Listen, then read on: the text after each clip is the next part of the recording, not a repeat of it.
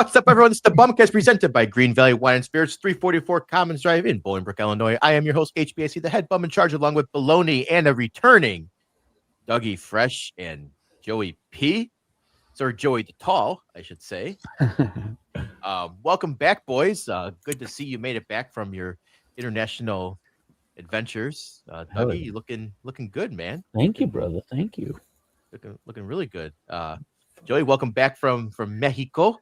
Happy to say you got out when you did and everything, but could have been much worse for you. Yeah, gracias, hermanos. Glad to be back, and we'll be talking about what's going on, unfortunately, on the other side. But yeah, happy to be here. Vibes are high, guys. Vibes are high. Hell yeah! So, Dougie, welcome back. Thank you. I just gotta ask the question. Yeah. Are you a little cranky? Yes and no. We named this episode "He's Gonna Bust." Yeah. So we want to know what's your level of anxiety of How horny are you? Get to the how horny? How horny? Get to the question. How damn horny are you? Well, I'm not gonna jump right into that. I'm gonna jump into some of the for people that don't know what's going on right now. And for the other people that I'm making horny, with this nice new look, Yeah. Anyway, what the guys are talking about is some of my things that I have to avoid.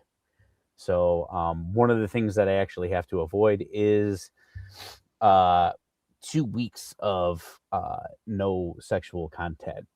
That means self-touching With yourself or others. Yes, exactly. So basically they just don't want my blood pressure to be raised at any point because the newly implanted follicles may pop and Stress. Yes. So basically, no, they don't want any seeds out of either head. Let's put it that way. Now, yeah. Dougie, you sent us you sent a screenshot of the form, and it said on there no sexual activity. Yes. I could make an argument that rubbing one out isn't a sexual activity. It's more of maintenance. Yeah. Well, it's not really an activity, so to speak. You're not really getting much joy, out of it. It's more of, it's routine maintenance. I will tell you, it was funny.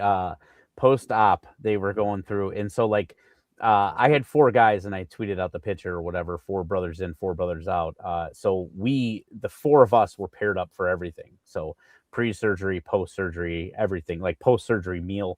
Our rooms were basically not connected, but they were right next to each other. So we basically had like a little band of brothers thing going on, and they had us in post-op, and one of our guys looks like, how do I put this in a nice way? Because I'm sure he's going to watch. Doesn't look like he's too familiar with the ladies. Okay. So we're going through lonelier than most. Yes. Yeah. And so we're going post-op, and she's going through the whole list and everything like that. And the avoid sexual activities. And for whatever reason, she felt the need to look at him and go, even with yourself. And I was just like, oh boy, on blast. I'm like, dude, man, I was just like, we're all bandaged up, and everything like that. Some of us were in there for 4.5 hours, some 5, some 6. And, we're just all kind of, going through it. And I was like, man, to throw shade like that, when you're at your worst, or, but they were going through the list. And so I'll read off some of these. And then I will tell you one of the rules that I already broke. Can we guess which one? Yeah, you can. Okay. So basic why this is on here, resting for 3 days. So I don't know. But anyway, avoid sports for an entire month. That's even talking about watching? Yeah, exactly. They're like, well, they said specifically to me, they were like, the Bears are done. The rest of Chicago sports stink. Avoid them for an entire month. So It's probably stress related for me. But they did clarify it was playing sports. So okay. they are just afraid of you can't sweat. That'd be a bad idea. Yeah. Mm-hmm. Also, they're afraid. A lot of guys on the trip play basketball. They're afraid to get the old ball on the noggin. So Yeah. avoid that for a month. Strenuous activities, including lifting and gym, 1 month. I'm gonna avoid the gym for a month, boys. I'm out. Oh man, Hashtag fit fan. Must be the toughest one. Must be the toughest one to give up. It had to been Dougie. Dust on the way. Cancel the membership. Right. Cancel the membership. 2 weeks, no nicotine. Oh, you guys know that's I'm an a tough avid one. Yeah, I'm an avid cigar smoker, but I think you can get by for a couple weeks with no cigars. I can get off.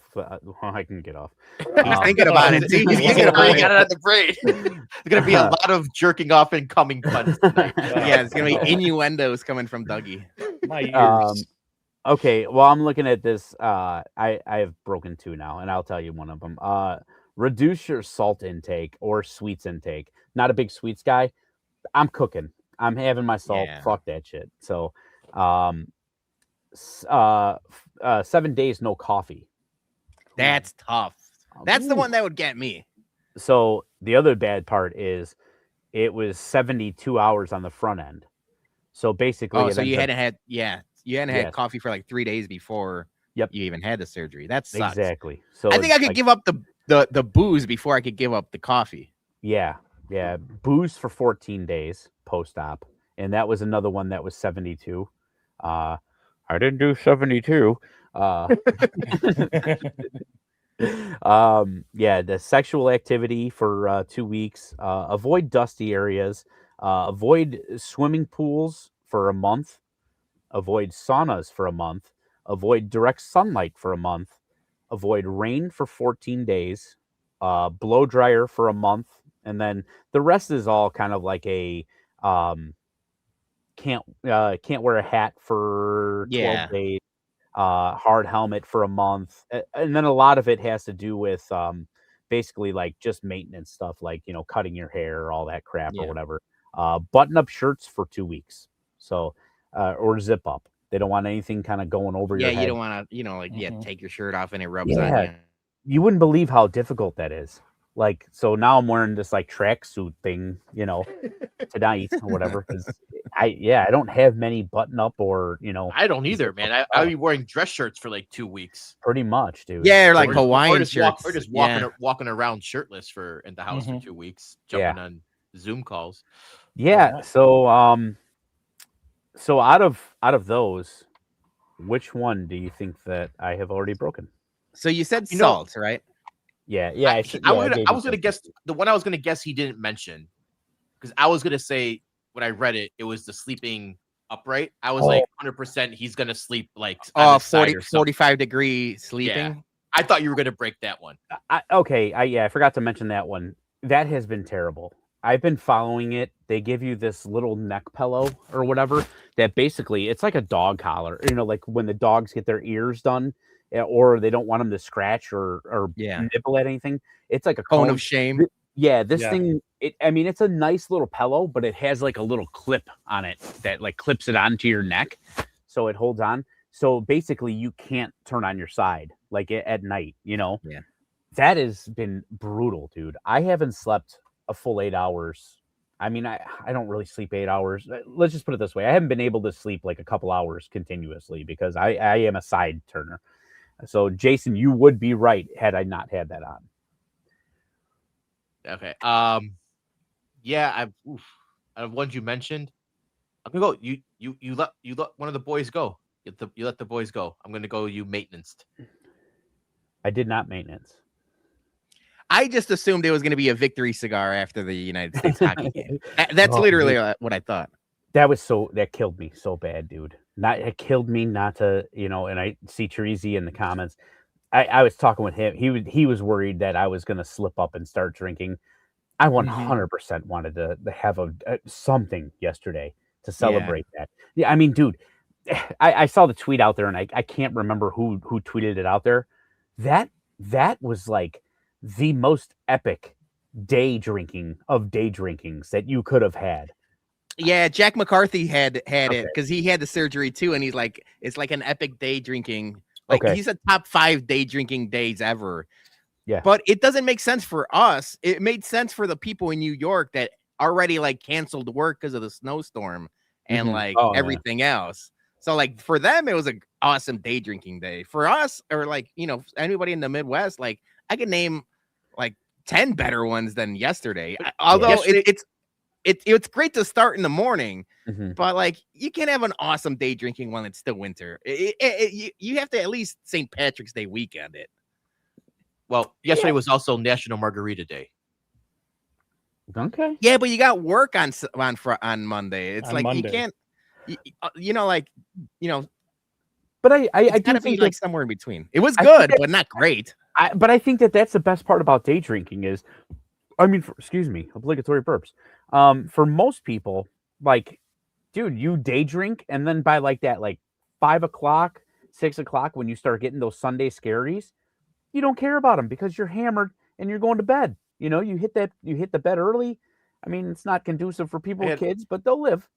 I had a couple 2-tree margaritas yesterday, and I might have taken a 6 p.m. nap. There you go. It's Uh, 6 p.m. nap. You also woke up late. You were all Yeah. Jason. You know what? I don't want to. You know what I'm gonna say, Dougie. But like, Yeah. you were all gassed up about this hockey game, inviting all of us over to your house, which I appreciate because you're the one that always hosts all of us. And then in the group chat, you're the last one to wake up. I feel like you missed like half the game. I was like, what would have happened if I would have come over? I would have woke up if you guys came over, but you said none of you guys wanted to, so I slept in. I hit the snooze. No, And that's exactly why I text you all the wake up alarm yesterday Yeah. morning to be up.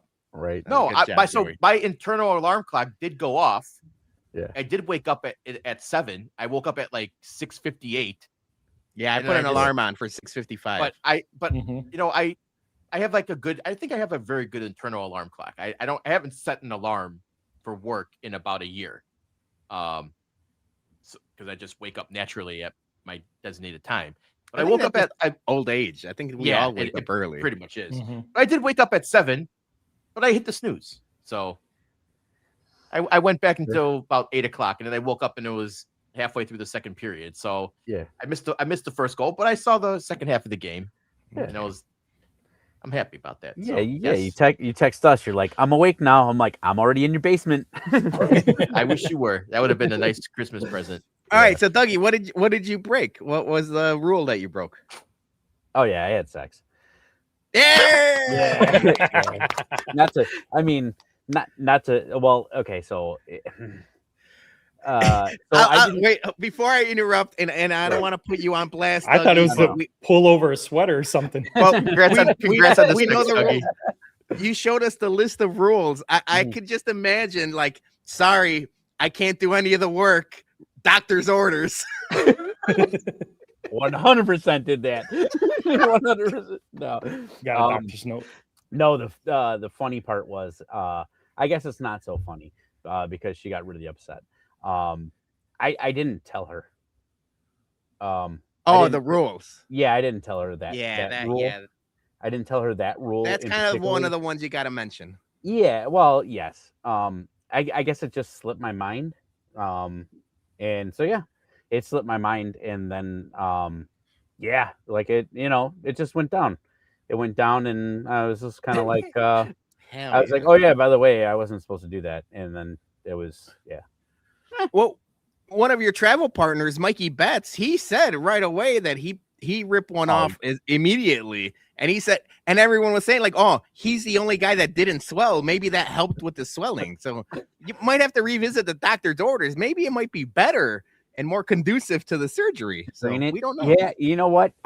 It didn't help me. It didn't help me. with the swelling. No, dude. Which swelling though?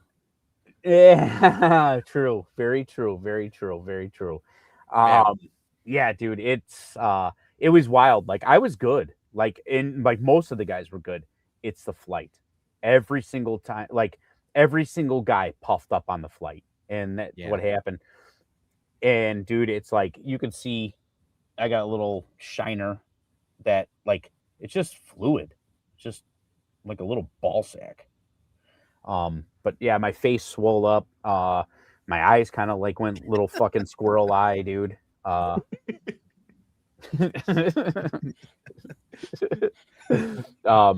yeah, dude, it was crazy. I've been doing absolutely everything I can, dude. You know, in the thumbnail, you got the little like gold, you know, things that I've been using, and yeah, so that's when I swelled. I mean, you can really see it in my eyes. Yeah. And Well, your eyes are like. yeah. And so you look like a Timu fucking luchador, dude. Dude, I'm telling you, man. Yeah, El Swollenador or something. I don't know. But yeah, dude. But that mask is awesome, dude. Like, I might use this thing all the time. I have never spent more money on like my face and my looks in like forever.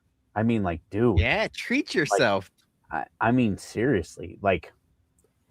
This glow up thing kind of feels good. Now see there, you might as well.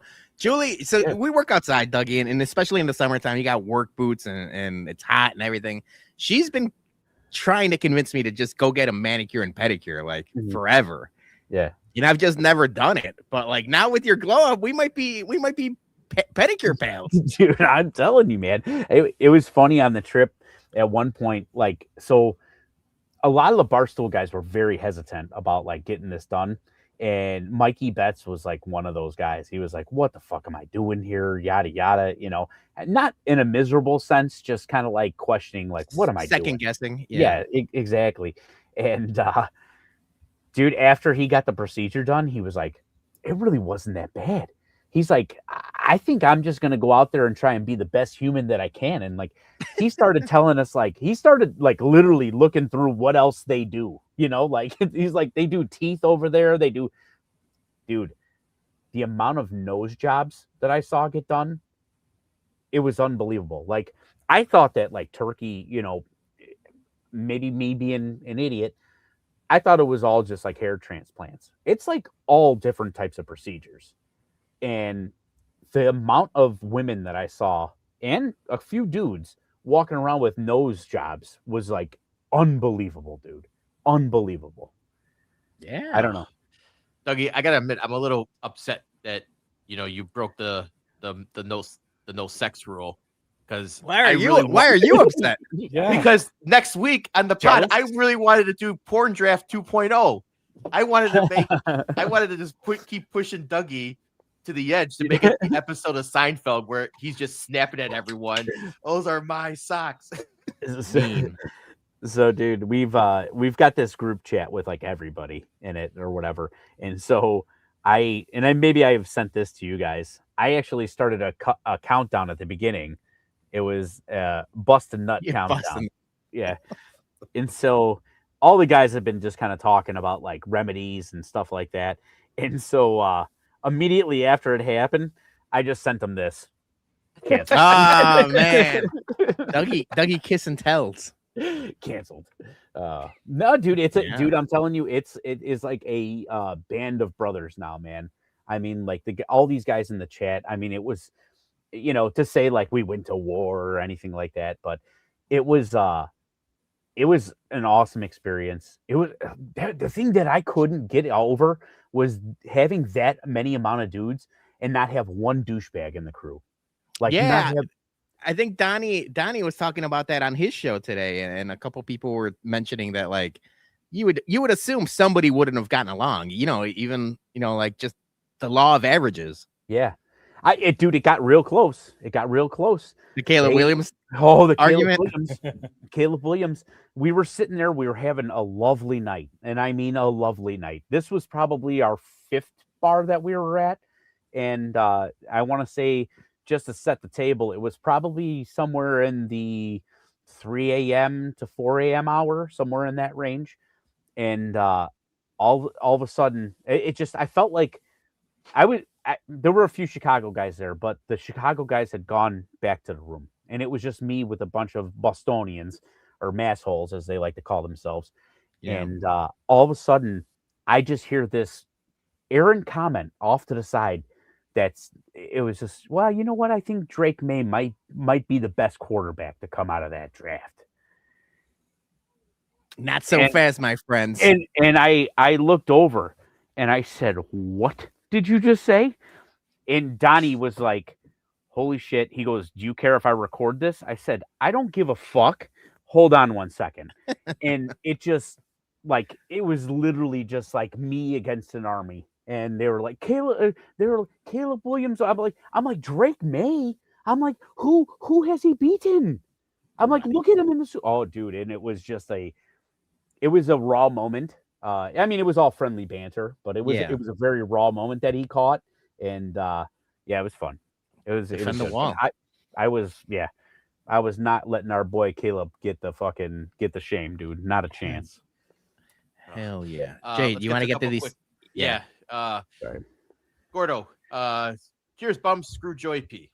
Agreed. Hey, love you, Gordo. And then he dropped in another tip for Bologna's Supreme microphone. I need to expense. I'm going to expense the mic. It comes with two.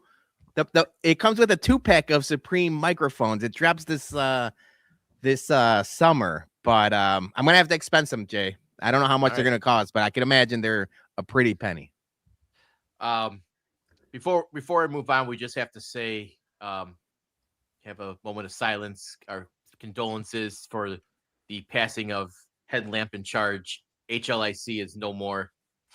He has been put to pasture. He's at the farm, as the parents would say. I got rid of the bookcase of all the DVDs and video games, and I got a nice little shelf there. But got a new lamp. I think no more glare anymore. When people... I mean, you look 1,000 times better. Just the lighting situation in general is better. So I thought I was gonna come on here and kind of make a stink about Headlamp in Charge not being here, and hashtag not my HLIC or whatever.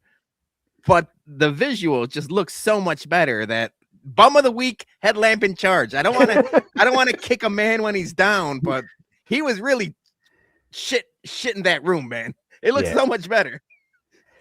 Like Headlamp in Charge was like that last step when you like didn't know if you should trust HD or not, but then you saw your first HD sports. We're witnessing our first HD HBIC. Yeah, it makes a big difference. Only took 270 episodes. Are those your DVDs on the other side though?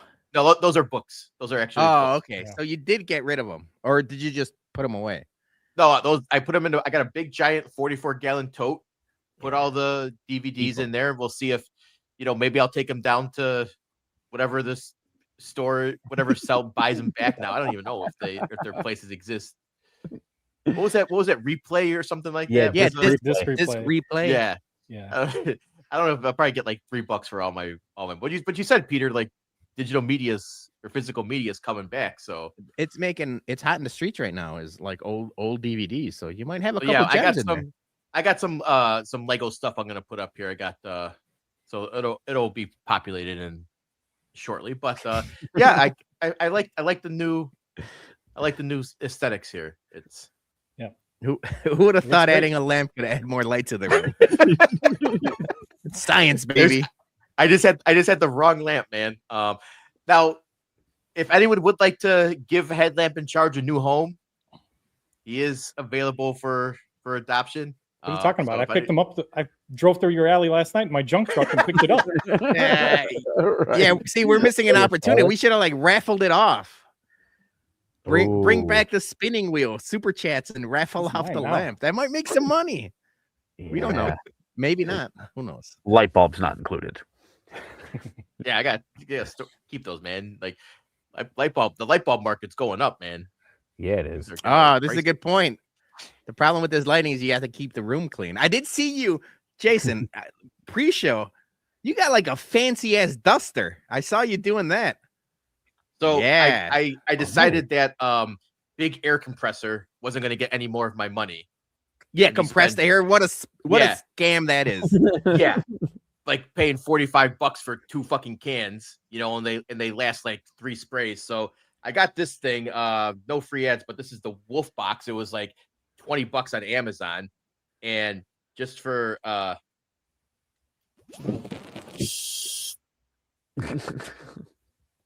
this thing, Like anywhere you got it, anything you got. What you just fucking hosing your junk off? What does that mean? What you I was just doing did? my keyboard. I was doing my keyboard. Yeah. Okay. Sure. That's the keyboard. What a Keyboard. You know? when you say blowjob, that's not what I was Yeah. expecting. Right. But hey, to each their own, man. No one's judging. Hey, blow dryer. Okay. Blow dryer. Okay. Yeah, okay. and it's got different attachments too. Yeah, of like, course. It's got like it's got like a Of course butt they plug do. one. Of course. You know. So Oh, like, there you go. Yeah. yeah, got like a little nice change. Little Easy insert. attachments. Holy down moly. with big compressed air. They can Scam. kiss my ass on that. Get the little hand vacuums. Those are way to go. All right. We gotta talk some stadium talk. Before we do, we gotta play a quick ad from our sponsor. Green Valley Wine and Spirits in Bolingbrook is your one-stop shop for all your liquor needs. Since their remodel, they have increased their bourbon allocation, they have an expanding portfolio of popular additive-free tequilas and mezcals, and for you beer lovers, a great craft beer selection, plus some rare and vintage stouts. And before you leave, stop by their tasting bar and try some of our exclusive Bourbon Bum single-barrel picks before you take one home. That's Green Valley Wine and Spirits, 344 Commons Drive, conveniently located right off of Route 53 and I-55 in Bolingbrook. Tell them the bum sent you. Oh, yeah. Get that Maker's Mark pick, too. We're going to have to start taking some orders for opening day and who needs a re-up on some of our Bourbon Bum picks. Quick super chat from our boy Jose. Bologna needs that Supreme Hell mic. yeah. Hell yeah. Thank you, Jose. Okay, hold on. You know what? I everyone, I appreciate the super chats, but we don't need to be Bleacher Jeff here to fund our equipment here. Yes, we do. Yeah, that's a complete opposite statement, Jason. Yeah, I would expect you yes, to we make do. from all of us. Really? Shocking that came from you. like I don't know you anymore. First the lamp, now this. Who's yeah, this Jason? he's changing. It's Jason in a different light. Yeah. Before we talk Bears, though, we should probably mention about the USA hockey game that happened yesterday because that was fucking awesome. Men get the first Olympic gold medal since the 1980 Miracle on Ice. They beat Canada 2-1 in overtime, which was just probably one of the most crazy finishes I've seen to a hockey game in a while. Get revenge on Canada for the Four Nations. I mean, it was talk about just a moment like bringing the country together after all the shit that's been going on, right now. And I think that's what we kind of needed. So congrats to the men's and women's teams. The women also beat Canada. So Canada's a two-time loser. And I also want to congratulate Canada on not picking Connor Bedard because you can't be a loser if you don't get picked for the loser team. Absolutely, 100%. And I love especially after the women's matchup, or whatever, the tweet that Team Canada tweeted out. Silver still shines, or some stupid bullshit like that. Still shines bright. Fuck off. You're in silver. I can't. It was amazing. It was amazing thing. And the thing that I can't understand and I can't wrap my head around is how do you have Connor McDavid as the MVP on a losing team? What the fuck are we doing here? It happened to him last time with the Conn Smythe when they lost in 7. I can't wrap my head around the MVP from a losing team. MVP should always come from a winning team, 100% every time when it comes to the playoffs. When it's like a regular season MVP, sure, whatever. Guy's the best of the losers, whatever. But in the playoffs, it should be the best player on the team that won. Am I wrong? You're not wrong. No. Blame the IOC. You blame the 3-on-3 overtime rules. I know, Peter, you were Who votes heavy who about votes that. for that? So I mean, they're Mickey Mouse rules. I saw yeah. a bunch. I saw arguments both ways, and I am the least of the puck bums. Jason, I'm sorry I omitted you from the puck bums tweet, but when I talk hockey, I'm typically talking to Joey and Dougie. But yeah, the overtime rules, while it benefited us in the long run, and us, I mean, United States, you got to have it at least. I know last time or 2010 it was 4-on-4. Then they changed it. You would think 5-on-5, and I don't know if it's the IOC thing. I don't know if it's something that the NHL bargained with the IOC because they don't want these guys playing extra time and like extra periods, and that I understand. But for the betterment of the game in general, give 5-on-5 hockey for the gold medal game at least. You know, it doesn't even have to be for the knockout rounds, but it seemed really fucking Mickey Mouse. Yeah, I mean, I gotta believe that it like a players union type thing, you know, 100%. You know, like they can't have these guys. I mean, look at, you know, Sidney Crosby could be out for an extended period of time, you know, because he got hurt like two games before or whatever. That's the big fear, and that's why like they always, you know, tended not to have NHL players in the Olympics was because of this. It's like the money. Yeah, exactly. And the team is invested. The team is invested in that player, and it's a hard ask, you know, because some of these guys, you know, like a Brandon Tkachuk, Ottawa team giving him up to Team USA. If he gets injured on Team USA going back to Canada, how, you know, like that's a weird feel, you know. So I think that's the reason why they did that. When it's 3-on-3 hockey, dude, it's just a matter of time. You know, it's scoring opportunity after scoring opportunity. I'm glad that we came out on top of that one. I don't know if you guys saw this or not, but did you see that little snippet from the Miracle movie today? One of the last names that the coach X's off, Jack Hughes. Oh, really? I saw somebody comment, and I didn't know what they were talking about because I didn't see the clip. Yeah, one of the last names that like Coach X's off not to make the team, Jack Hughes. And it wasn't AI? No, That's it was pretty fucking cool. Yeah, everybody says that it was in the. I didn't go back and look myself, but everybody is saying that never caught that before. Yeah, just a cool moment, man. I mean, dude, think about it. We weren't alive the last time it happened. It's just another thing that's getting knocked off the list. Yeah, no, and it's exciting only because like, and I'm again, I'll preface it by saying like I'm the least of the hockey fans of the group, but it doesn't matter, right? Like whenever it's like, you know, the WBC or in my case the World Cup, or like I was at the TJ Oshie game at a bar with all the Barstool guys, like, you know, at this point, like what, more than 10 years ago, or it feels like 10 years ago. Those are just electric days or electric games. And I had to tweet out there that like for a pocket of time between 7 o'clock in the morning and 10 o'clock in the morning, Twitter didn't feel like a fucking cesspool. It felt like old times. Everyone tweeting like, you know, Hulk Hogan gifs and like, you know, Always Sunny in Philadelphia gifs and like, you know, making fun of the Canadians and like just nervous. Like that second period was goddamn awful if you were a United States fan, because it just like the pressure was on them the entire time. I said like it felt like the Canadian team had 40 minutes of possession in one period.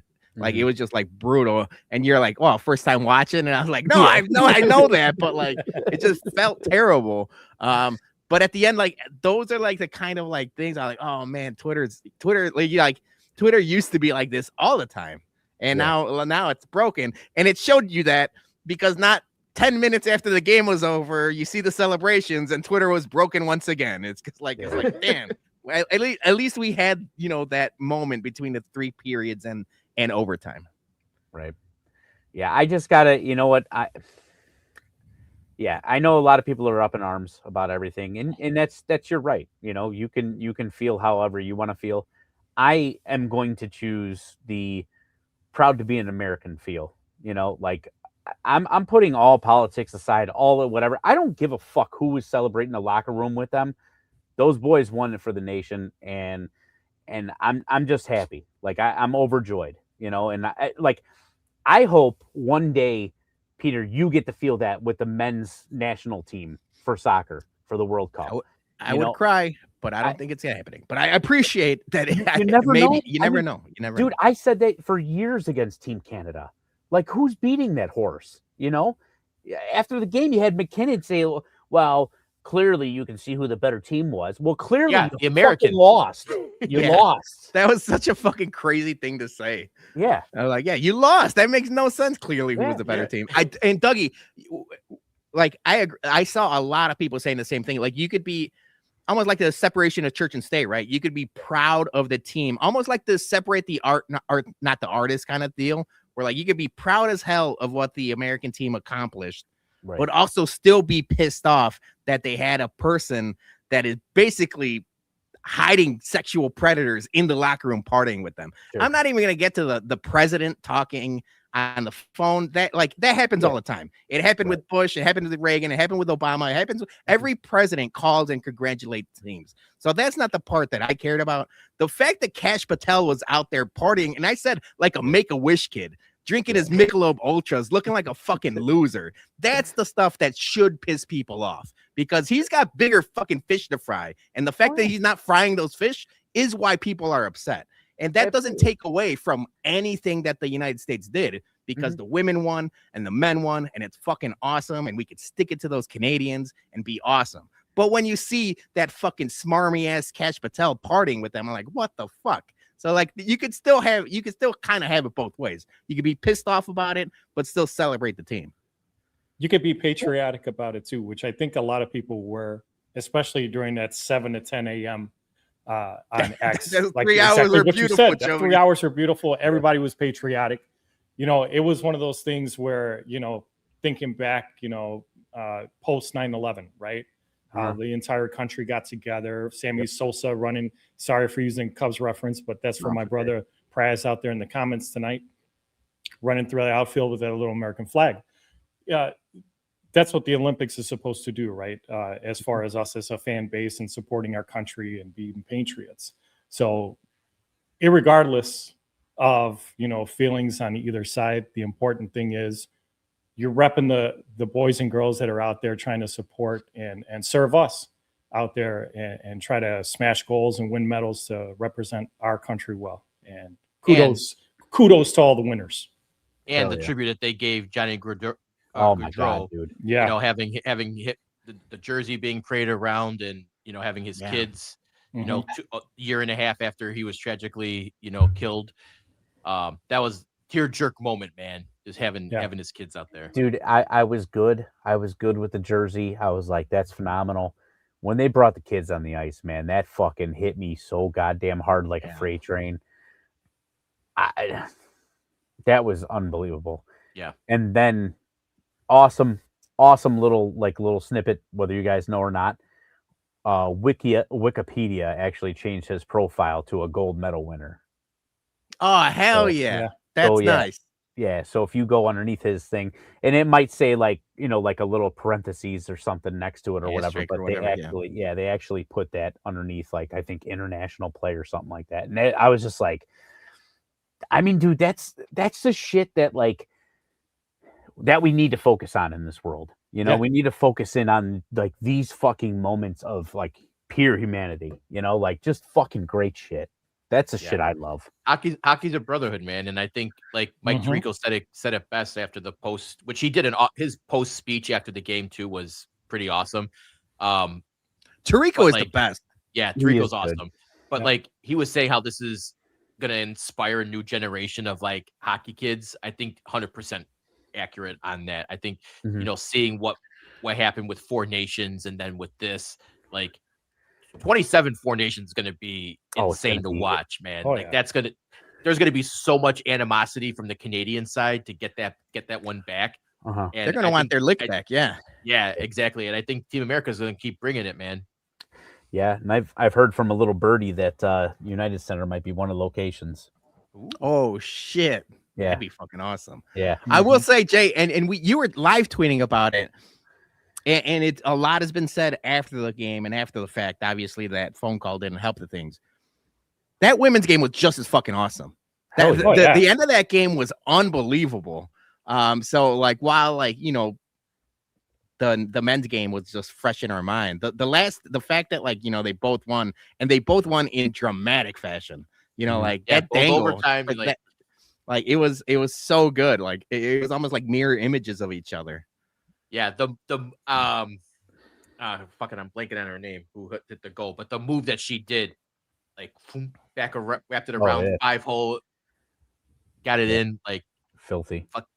Filthy and then, shit. Lake Forest's own Hillary Knight. She's had a fucking hell of a career in general. Mm-hmm. And I know, like Chicago likes to claim her, but like she I think she's living in Connecticut now, and she's lived in Connecticut for a while. But yeah, Hillary Knight, legend. Yeah, I like the one. They had that one screenshot when Keller was like celebrating, and then the Canadian was on the ice face down. Yeah, they were like hanging in the hockey lube. And it was pretty cool. I know Hughes was talking about it, and one of it, I feel like he's been everywhere, and rightfully so. Like he's been interviewed a million different times. But he was talking about him talking to Keller 2 nights ago in like the dining hall at the Olympics, and he was asking her like, oh, what did that feel like? What did like that goal, the game-winning goal feel like? And not 2 days later, he ended up scoring the game-winning goal. I'm like, this is a fucking cool story. I was hoping that Duncan Keith would have said something about like the teeth. Like, oh, I got a good dentist I can recommend or something. Yeah, like Keith's probably pissed off. He's a Canadian. But yeah, he's probably a little salty. Yeah. All I'm gonna say is 8 years when it's in Salt Lake City. Buckle up because we're watch partying the shit out of this when we're close to 50. Or maybe we just try to get tickets for it. Salt Lake City. I'm telling you, dude, if Four Nations is at the UC, like I'm suspecting it will be, could you imagine that national anthem? Fucking US versus Canada. Electric. That'd be fucking awesome. Pa. I wish they had Jim on retainer on standby so he could have done the national anthem while they were getting their gold when they got the gold medals. Oh, that would have been so good. So good. Yeah. All right, let's talk a little Bears Stadium here because it broke Bears fans' brains over the weekend that the Indiana legislator, their House Ways and Means Committee, they passed a bill unanimously 24-0 on Thursday that would clear a path for the Bears to move to Hammond, Indiana at Wolf Lake and Hallis Harbor. Guys, they want the boats coming in there or something.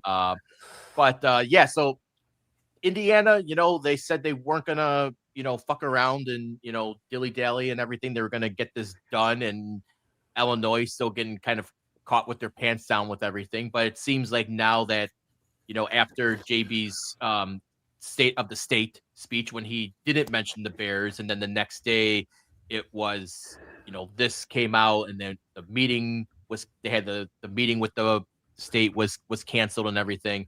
It seemed like, oh man, maybe this is more legs than it should have been. They are potentially really going to Hammond, but it sounds like, okay, it's not, Arlington's not dead. Sounds like George still really wants Arlington, wants to keep it in Illinois, but Hammond is making a strong push. And I have a feeling that if Illinois we said this week after week now, if Illinois doesn't get their shit together and push stuff through, get a deal done that's good for the Bears, I think they can honestly, realistically go to Indiana and just say, fuck all this. We've been dicking us around for 3 years. We got to get stuff done finally. The only reason why George doesn't want it to go to Indiana is because that cheap motherfucker doesn't want to pay the Skyline toll. Dude, let's be honest. He doesn't give two flying fucks where this team is. He just wants to save as much money as he can, and that's the bottom line. Let's just play the game, continue week after week. I mean, the amount of times that we've talked about this now is just like, fuck, man. It's nauseating. It really is, man. I'm done with it. Is. Kevin Warren, they're saying that he's in hot water with McCaskey, and he should be. He made the statement, shovels in the ground, shovels haven't hit the ground. Who's holding this dude accountable? Somebody's got to. It's getting fucking aggravating, and it's actually kind of fucking embarrassing because in this time that we've talked about stadiums, how many stadiums have been announced? That's what we should look up. From the moment that they bought the Arlington property to like right now, how many stadiums in all of sports have been announced that, hey, they're building this. This is the plan. It's Kansas City and Denver in the NFL for sure. Although neither of those I don't believe have broken ground yet. I think they're on a similar timeline than the Bills, and the Bills are going to open up their stadium next year. Although the Bills started a little bit sooner than the Bears, but this should have happened already. Like you mentioned, Dougie, like we've been like they've been, twiddling their thumbs and sitting on their ass for the better part of 2 years. We're on year 3 now, currently. Yeah. I mean, like, it's just I'm not even talking about just football. I'm talking any stadium by a professional team, Well, Chicago Fire too, and just in Chicago. I mean, well, they made things easier, self-funding everything. But yeah, it just like, I don't know if it was. There's enough blame to go around, right? Like, by no means are the McCaskies 100% at fault, or Kevin Warren 100% at fault, or Pritzker, or the city of Chicago, or the state of Illinois, but they're all at fault. Like they're all complicit in this, to the point now where it's like it looks feasible that they move to Indiana. And like I've said it multiple times, I don't care if they move. It'll be closer to me. It'll be probably more beneficial to me. I would not want them to go to Indiana. Like the fight song, "You're the pride of joy of Illinois." Is that going to change? Because like you can't be singing that in the fucking Indiana. And ultimately, I do think, although like I think Hogue and Johns both talked about like especially on Thursday, they were like they're at like the 1 yard line of like pulling the trigger on Indiana. I don't think it's that dire, but it's a lot closer than what people thought like a couple weeks ago. And the fact that like Kevin Warren canceled a meeting with the state of Illinois, and that seemed to piss off everybody. That was the one thing that like pissed everyone up, is like he didn't show up or he canceled or whatever. And now the state was pissed at Warren. McCaskey's pissed at Warren. And now it's like, Dougie, you've been really critical of him since he got here. And a lot of people have.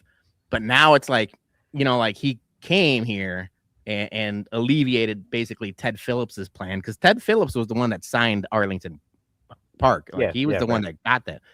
Ever since then, it's just been snip, snap, snip, snap, snip, snap from Kevin Warren, and you got him on like Hard Knocks picking stools for a stadium that doesn't exist right now, and like stuff like that. Where that was it's like the biggest piece of filler, waste of filler, fucking B-roll shit I've ever seen. But at this point, it could be argued that like he is the one in the hot seat, and I know there's reports that like the McCaskies are really pissed at them, and we've heard from a couple different people, Jason, that like.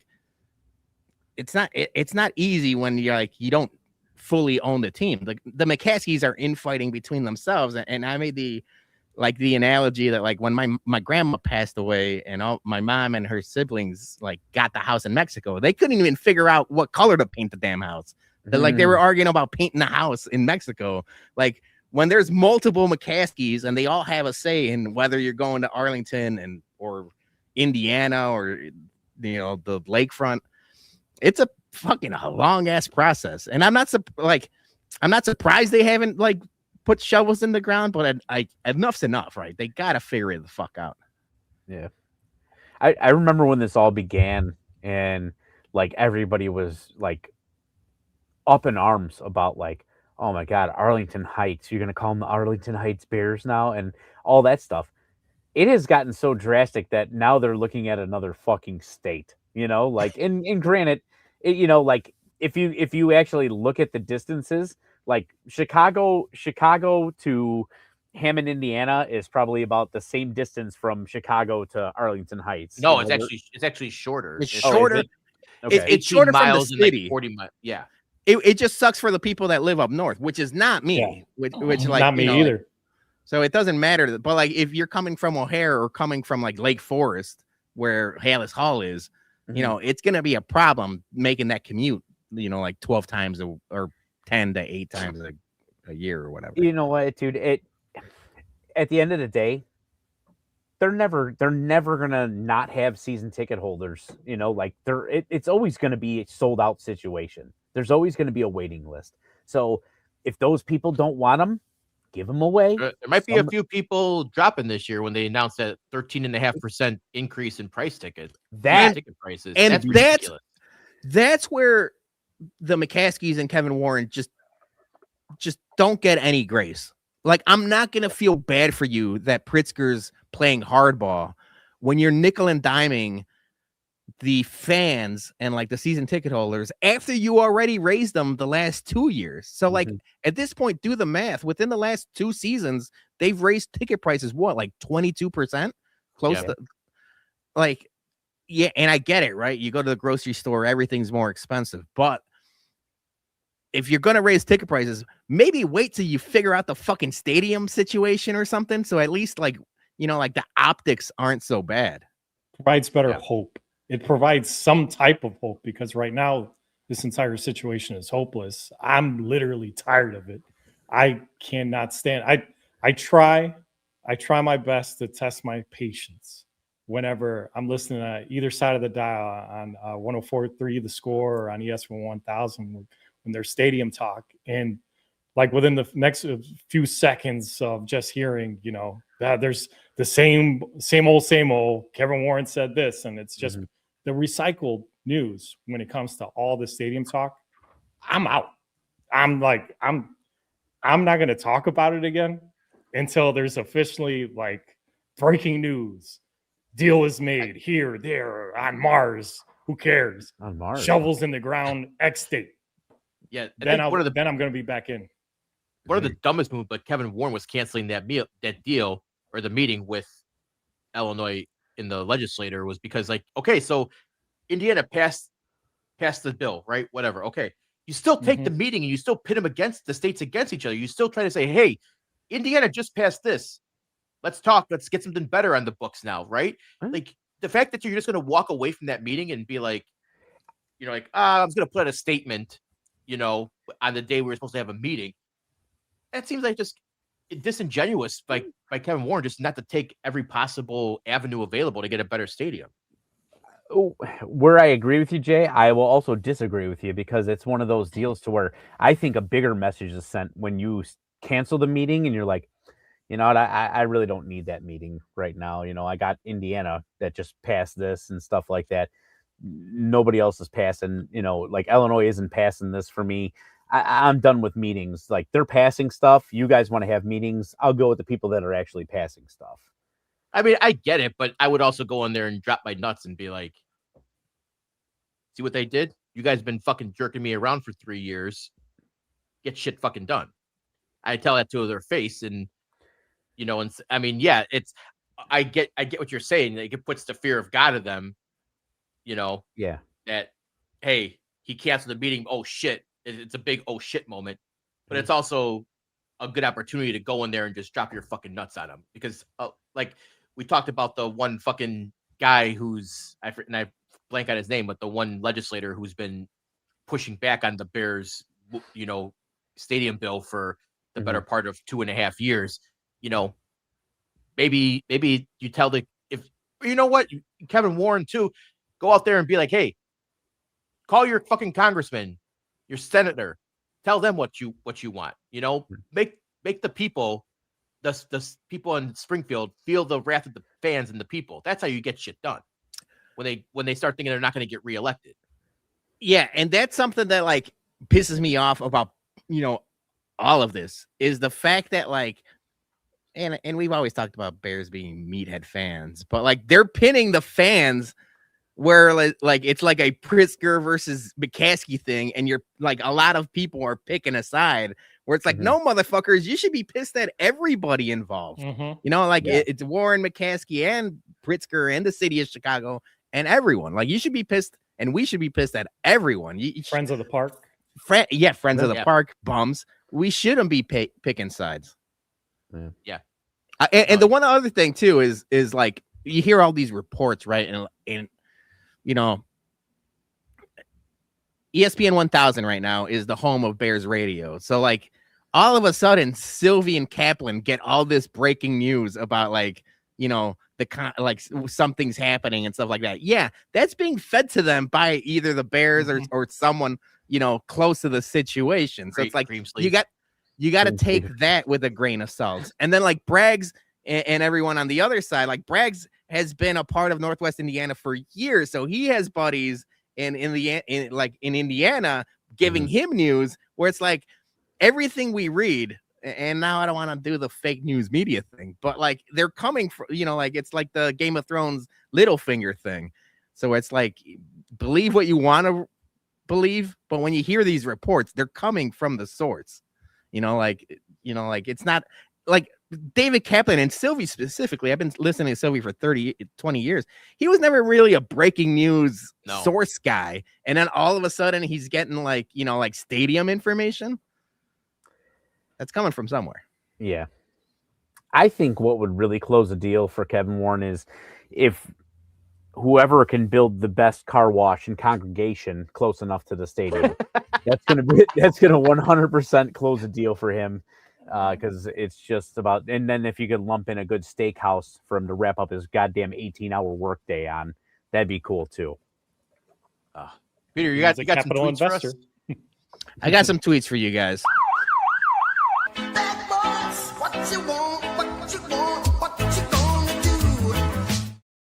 How you gonna do my guy Joey like that in that photo? God damn. It's an old graphic. I had to add Joey. I felt bad if he wasn't involved. That motherfucker, he looks like he's holding doors on Michigan Avenue. No, he's a police guy now. One of the street police. Sir Joey the concierge. That was me at City Hall 2 weeks ago. Damn, he out here looking like he's giving out stuffed bears after you won a silver medal. So the Indiana news came out this week, and I found it easy early in the morning. Hey, let me just rattle off a tweet, poking fun at the Bears and White Sox for not being able to, fund their own stadiums, and give my guy Joe Mansueto credit because it's, the fire season just started. They're announcing the new stadium and stuff like that. They came out with really cool news about the stadium. So I'm like, I thought this was going to be innocuous. I said, reminder, you could build a new stadium in the city of Chicago. You just can't be cheap asses and broke boys like Jerry Reinsdorf and the McCaskey family. And then I shouted out Joe Mansueto and the Chicago Fire. That's a reasonable take. I'm not going to because they are broke boys. They've been trying to spam the city and state for years. And the first tweet I got was someone's like, oh, $2 billion. Like, how can you call that broke boys? And I clapped back and I was like, well, the Bears are valued at almost close to $9 million. That's like the 6th or 7th highest valuation of an NFL franchise. But the McCaskies are like 30th in actual money because they don't have any money and they're broke boys. So like, yes, are they richer than me? Literally a billion times over. But in terms of NFL owners or sports owners, they're broke as fuck. So it's like they're broke boys. And Jerry Reinsdorf has always been a cheap ass. But like, I got it from all sides. So I just wanted to go through a couple of the tweets and kind of defend myself. And if you guys want to defend me or say, hey, this guy actually makes a good point, go right ahead. Or call you an asshole. Yeah, call me an asshole. So he says that stadium Arturo says that stadium is going to be less than $1 billion. So it's not even going to be big enough for a football team or have a Super Bowl. I never said once that the Bears are going to fucking play there. Like, what are you fucking talking about? Yeah, it's less than $1 billion. It also holds 22,000 people. It's a soccer stadium. I never once said WrestleMania. Yeah, and NFL's moving Super Bowls to soccer stadiums now, man. Like, come on. Yeah. Dude, it's around football, bro. I can UTBOL. I can hear that comment like a 670 to score, like fucking South Side accent, like that stadium. That stadium can't even hold a Super Bowl or have an NCAA March Madness thingy going on there. Less than $1 billion. And, by the way, where's Tyson Bagent gonna play? Yeah, right. They better not trade him. The next one. Comparing billion-dollar businesses to soccer franchises that nobody cares about. And then he corrects himself. Okay, some people care. So I'm like, okay, yeah, some people definitely, soccer's not as popular as the NFL, but a lot of people were saying, this is apples to oranges. I got that comment 1,000 times. You're comparing apples to oranges. And I'm like, no, I'm comparing stadiums to stadiums. So it's like, maybe I'm comparing like a big, like Macintosh apple or Washington apple to a Gala apple, but I'm comparing apples to apples. It's literally stadiums to stadiums and people spending money and people not spending money. The next guy was like, Imagine thinking a tiny soccer stadium is equivalent to an NFL stadium. Get an education. Spell check is free and it's on every phone, but I'm the one that needs to get an education. Tiny soccer stadium. A Timmy soccer stadium. A Timmy. So yeah, I was getting it all over the place. Oh, I lost the comment. Here we go. Yeah, you know what, dude? I am a victim of fat fingers, or like in the moment, like I'm typing so too fast, everything like that, dude. I do that 100%, but it's the get an education comment at the end.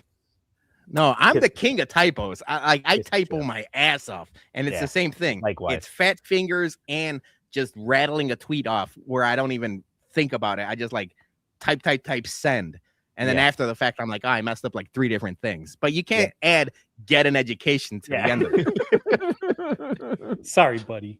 Then I got Garvey over here saying, why are you licking the government boots? The Bears asked for help with infrastructure, something we have a government for, and tax help. While they would spend $2 billion on the stadium. My screen is fuck. Am I drunk? Yeah, you might be. Billion in a stadium. I'm not drinking. Did I lick they would be spending $2 billion in this state to build the stadium. Am I sucking Pritzker's dick by complimenting the Chicago Fire? I don't think so. I think you would be like, if you were pissed off at the Bears, like more so, I think you would be, maybe you could make an argument, but no, your original tweet has nothing to do with like licking the government's boots. It's saying billionaires build your own fucking money. And that's where I'm saying, like, these assholes have pitted Bears fans against Bears fans to where, like, if you say something bad about the McCaskies, all of a sudden you're the biggest JB Pritzker fan in the world, or vice versa, where you say, something bad about Pritzker. Oh, so you want them to move to Indiana? I was like, none of that is true. Damned if you do, damned if you don't. This one was just the fact that he had like this graphic ready to go. I said, so you would pay billions to build the smallest stadium in the NFL again? Your post has been rated 3 Kamalas and 1 AOC for how stupid it is. I'm like, I thought I was making a really good point here. And all of a sudden, Mr. Church Flag, United States flag, probably Cash Patel fan, is going after me. What the fuck? Fucking A, man. I don't know, man.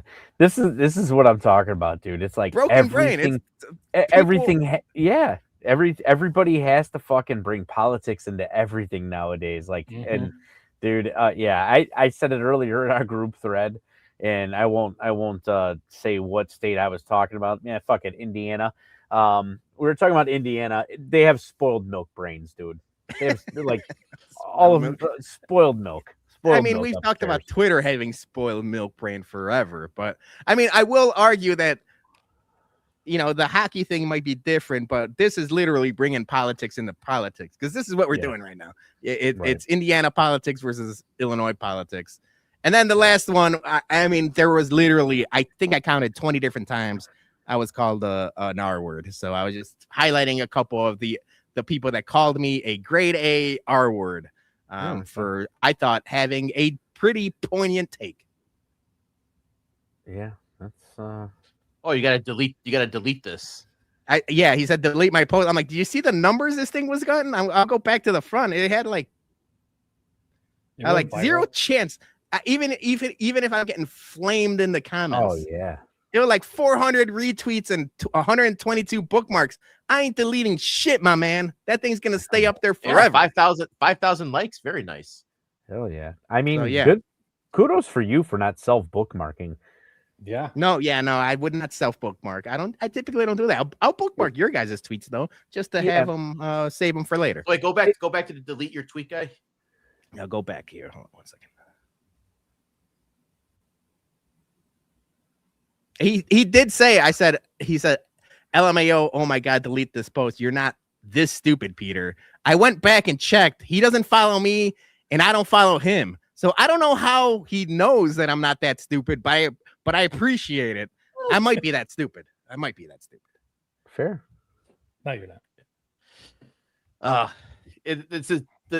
Only the Bears could make Bears fans have broken brains on both sides, and now instead of celebrating the season that we had, we're having all this Civil War infighting over a fucking stadium, politics, and where it's going to be. I mean, Kevin Warren might be the fucking Antichrist. That's what I'm saying, man. I've brought this up before. Whenever there's something like this happening with this hand, it's like the magician. Something's happening over here. We got to pay attention to what's happening on the other side. When they're bringing up the stadium, what are they doing on this other side? I want to know. Are they doing balls? I mean, what's going on? They're doing something. They're doing something. Prostate exams? Yeah, I was gonna make a Dougie joke, but you broke those rules, so it don't matter anymore. Yeah, no, I'm good. Congratulations once again. Congrats. No hands needed. Congrats, my man. Yeah, thank you. So yeah, that was the tweet police. All right, so that's gonna wrap up our Bears talk here. We're gonna talk NFL free agency. It's coming. It's right around the corner. So next week we're gonna have some free agent wish lists, unless more stadium news breaks and we have to talk about that again. But little White Sox talk before we move on. Sox were 3-0. Now they're 3-1 in spring training. Nice start to spring training so far. A lot of the new guys looking good. Murakami looks pretty damn good so far. Mm-hmm. You know, got some nice hits. Kyle Teal, Cuero looking really good. Grant Taylor had a great outing. Tanner McDougal, I'm liking what I'm seeing. Some of these spring training's been off to a good start for the Sox. I'm liking some of these kids. #promote. Yeah. But the one thing that's been really catching my eye, guys, is future #1 draft pick Rock Chalowski. Oh, The start of the season he's been having at UCLA. 7 games, he's already got 6 home runs, batting .393, .486 on base with a 1.143 slugging percentage. So he's cranking 12 RBIs already, a couple stolen bases. I'm just draft him straight to the majors. That's what I'm at this rate. Straight to the majors. Rock hard, man. I am rock hard for Rock Chalowski. Yeah, I mean, he's got to continue at this pace just to stamp his #1 spot, you know. But yeah, I mean, dude, it's so hard to get excited about fucking draft picks in baseball, dude. I'm going to be honest with you, dude. It really is. I really want to get excited. I really, really do. I just can't let myself do it right now. But I hope. No, you're probably taking the right approach, Dougie. Yeah. It's just hard, man. It's so hard. I've been sold on so many players, not just in our system, but it's just systems alone, and they just a lot of times fail. So I'm going to stay positive. I'm going to say that he continues on this hell of a stretch, and he'll be on the Sox in no time. Chalowski's he's got a name for the South Side. I'm with you, Dougie. Is it great that he's having the start of the season? Yeah, I'd rather him do this than have the White Sox second guess, because there's a couple other people. That LeBron kid is having a really good spring as well. So it's just keep hitting those homers. He is hitting them everywhere, dude. I saw he went oppo one time. He went he's had a couple to left field, so that's good. Yeah, nice. But yeah, I'm more focused on what's happening in spring training. And while I mentioned the records don't matter, we're talking about practice. I'm Allen Iverson. We're talking about practice. These are practice games that we're talking about practice. But it does look like there's a couple of these guys. The catchers are right back where they left off. Yeah. Both Cuero and Kyle Teal look like they're starting to spring off strong. Even Corey Lee. Corey Lee nice. That's good too. For some trade bait, because I think that's what's needed here. So that's good. The one guy that I think everyone's going crazy about, and I didn't get to listen to the Yaju this evening. Oh, Antonacci. Sam Antonacci. Sam Antonacci is making some moves. I know he's going to the WBC, And I was on Hot Takes and Heaters with Danny Miller last week. And one of my questions of the spring was, can Lenine Sosa make enough noise to kind of displace Chase Mydroth? Because Lenine is a man without a position right now, but he had a really good year last year with his bat. And one of my spring questions was like, can he make enough noise with his bat to kind of displace Chase Mydroth? Because everyone's got Chase locked in for that second base spot, and like they gave him a bobblehead with the dirty thing, and like he came up this last year, you know, kind of hot, and like everyone liked his gritty and scrappy attitude, but he really leaves a lot to be desired, especially with his bat. He's got great defense, but if Lenine Sosa or now Antonacci could really fucking rake, there's a chance that like that bobblehead might not be worth a damn by the time it releases. So that's the thing I'm really focused on is like, can Antonacci, and I know he's a little bit away, but like maybe middle of the year, you know? I gotta see something real quick here. I was gonna say, what's the date of the bobblehead? That's what I'm looking for right now. May 25th. So Chase is out of the roster until May 25th. No, all right. So he's good with the bobblehead. It's smart. Shout out Brooks Boyer and the boys releasing that bobblehead early in the year. Yeah. Because by middle of the summer, it might be Antonacci or someone else. I didn't think it was gonna be Lenine, but he proved it last year where like he could, his bat's valuable. So that was like the one position battle that I was like looking forward to. And now with Antonacci going, like, what if he has a fucking awesome WBC? Yeah. Against like professional pitching and stuff. Yeah, on a decent like grand stage like that, Yeah. like yeah. So that's the one. And I'm not saying Chase Mydroth's gonna lose his spot immediately, but of the new young guys, I have way less faith in him than Colson, the two catchers, or anyone else. So it's like, we'll see. Yeah. We've also seen players in the past, the WBC, like go gangbuster, and then all of a sudden, next thing you know, they get back to their team and they go back to fucking a pumpkin too. Yeah, so, that's true. So, but I'm pretty excited. Yeah, I'm excited. Where are the do you guys know where the locations are for US? Is it Miami again?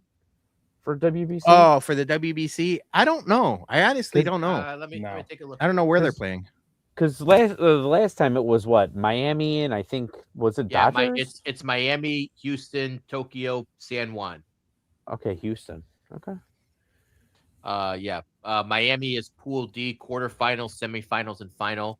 Houston is Pool B and quarterfinals. Where's the final at? In Miami? Miami. Oh shit! What's the date on the final? March 17th. Oh Jesus. Okay. St. Patrick's Day. Yeah. That sounds like they don't celebrate St. Patrick's Day in Miami. No, I'm saying I'm just saying imagine if US fucking, I'm just saying, St. Patrick's Day party. The last thing before we move on from baseball, Jay, and it's something someone talked about it in Bums and MVPs, and Jacob Tome talked about it on Wednesday, but like, can we figure out a way to stream all the goddamn spring training games between CHSN and Major League Baseball? Because like, what in the fuck is happening? Shit that you own a station for your baseball team and you don't put every fucking game on there. Yeah.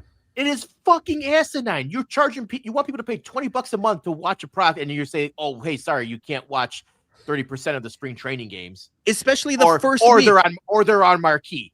Like, people are starving for baseball. It's just coming back. I mean, don't get me wrong. People in the comments, us, like, we're sickos. We want to watch the spring training games. That's not the normal public. But like, we're the ones willing to pay for that. Put all of the games on TV. There's no excuse for it. I said, like, my cousin's travel Elgin baseball team can fucking figure out how to stream all of their games, and they're like 12 years old. Literally, like, you could go watch every Little League game because they're streaming them. How is it that CHSN? I imagine it's a cost thing, but it's like, what in the fuck, man? Just put a camera out there. You don't even have to have announcers. Just have fucking anybody do it. Yeah, Chuck Garfien doing all the live video tweets for all the plays today, and Aloha Mr. Hand on Instagram behind home plate. you You know, like that's how I have shout to out watch Pete. Yeah. Thank you, shout out my man, Pete. but that's how we have to watch spring training games against the fourth spring training game is fucking Chuck Garfien and Aloha Mr. Hand. Like, Yeah. fuck out of here, man. Like, you know, like I said, you're charging people $20 a month. You know, you share a complex with the Dodgers and you can't fucking figure out a way to, hey, can I borrow a camera or some shit? You know, 'cause they can't. Not only that, like Dougie, we just talked about it last week where we complimented the Barstool stream. They had that backpack with the camera literally broadcasting from Istanbul in like 4K television to YouTube. Just fucking put Ryan McGuffey in that backpack and the camera and just have him walk around Camelback Ranch. Just stream something so like us sickos, like, you know, I'm doing the like the like Dave Chappelle, the Dave Chappelle. You got any more of that minor league baseball games? Yeah. Wrong baby. You got any more of that? If you want to pack the park, White Sox, I mean, give us something to watch on TV throughout spring training so we can watch all these competitive battles for these kids trying to make these final roster spots, trying to obviously win a position. And then you're actually gaining fandom for these said players that are winning out through competition, these spots, so that guess what? Regular season rolls around. Hey, that so-and-so, I love that guy. I was watching through spring training. I'm so happy he won second base over Chase Madroff. Not saying that will ever happen, but I'm going to get the first homestand all 3 games. I want to go see him play. Yeah, I think the big thing to what you're saying, Bologna, is usually we don't have a great beer season to follow something up. So usually at this point, we're so done miserable with the weather, everything. We're done with winter. These like first spring training games is like a symbolization of like light at the end of the tunnel, like better times are ahead of us. Whether the team is better or not, it's almost like a, you know, like some people use the groundhog, like, you know, or some people use, you know, 6 the guy weeks that of winter, Jason right. You know, like, they use that as our thing. Like our kind of like barometer as White Sox fans is like, hey, we're getting really close to hanging out with, you know, our tailgate, you know, buddies again. 108 tournaments coming up. Like it's like that big, like real, like start to like better times are coming. We're drinking in the parking lot soon. We're going to be seeing our friends. It's a big like symbolized thing. And when you can't like just, even if you just have that game on in the background and you're doing bullshit at your house or whatever, and you're just listening and everything like that, it's just something that like calms the nerves and like gets you kind of like in a good mood. You know, you're ready for, you know, a real spring to show up finally. Yeah. The thing that so blows my mind too is that like with CHSN, like right now the Bears are done, right? Hawks are on the extended break because of the Olympics. Bulls are terrible and they don't play every day. You have a need to fill this content. These games are on at 2:00 in the afternoon. I know. They should be round the clock coverage on White Sox minor league and spring training. Like you have the game at 2, re-air it at 7:30 at night, and just have round the clock like reports on the prospects, profiles, whatever you need to do, live reports, you know, puff pieces, you know, podcasts, right? You know, fill the network waves with just nonstop White Sox baseball. Get the team hype. Get fans interested and invested in these players, because when you go to Sox Fest, you don't know, they all look like a bunch of white frat boys, right? You can't unless they turn around and show you the jersey number. You're not picking them out of the lineup like you were back in the, you know, like 05 in those days. Like, so more coverage on these guys. It's so easy when you own your own station. I want to defend myself because Chirizi saying you lying motherfuckers ain't watching Tuesday 2 p.m. spring training. And I'm not back at work yet, and my 2 kids are in school now. So I have all of the afternoon off.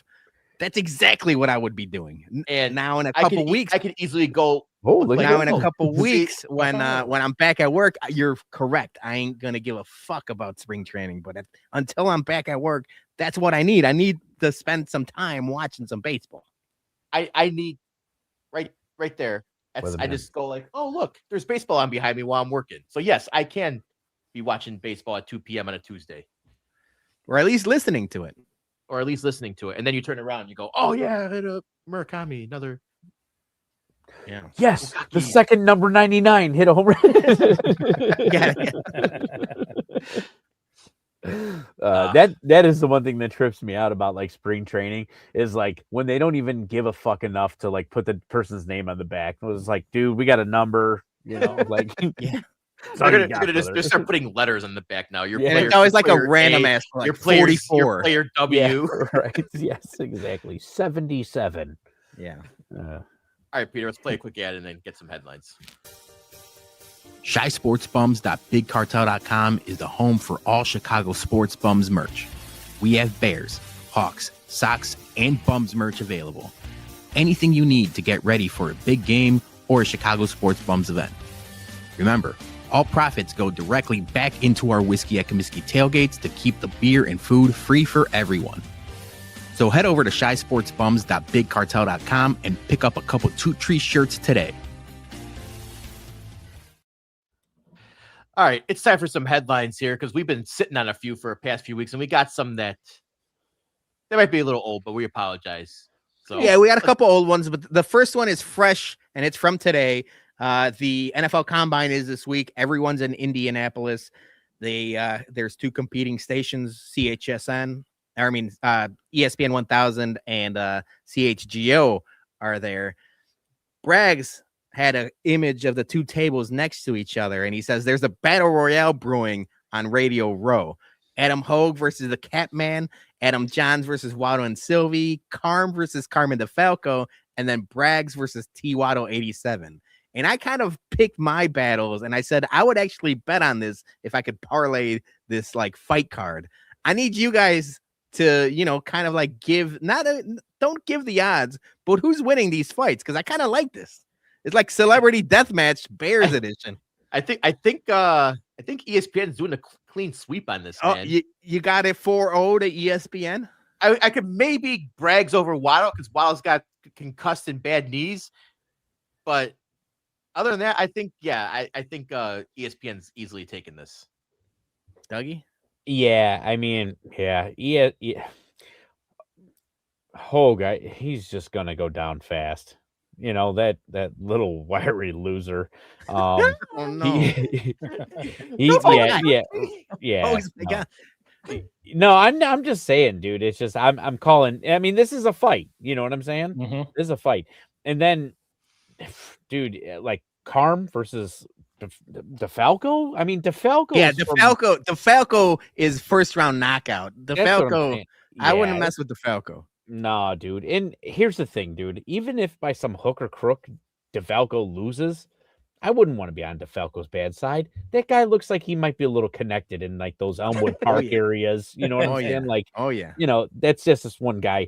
I will say that I do believe that Braggs Jr. could take out Waddle. I think he could. Damn, you guys have both got Braggs. All right, I think so. I said potentially. I would still probably go with. Dude, he's a bricklayer. He's a bricklayer. Yeah, blue collar. Those collar. hands are yeah. I've shook his hand. He's got a grip. Joey. So. Yeah. You know what? I've been a long time listener to the Catman, so Catman, I can definitely see taking Adam Hogue. Sylvie, I think he's underrated. He is a fighter in real life, so I can see him taking down Adam Johns. The Carm, sorry, bro. DeFalco, you boys already said it. There's that's squash match. Close. Yeah, exactly.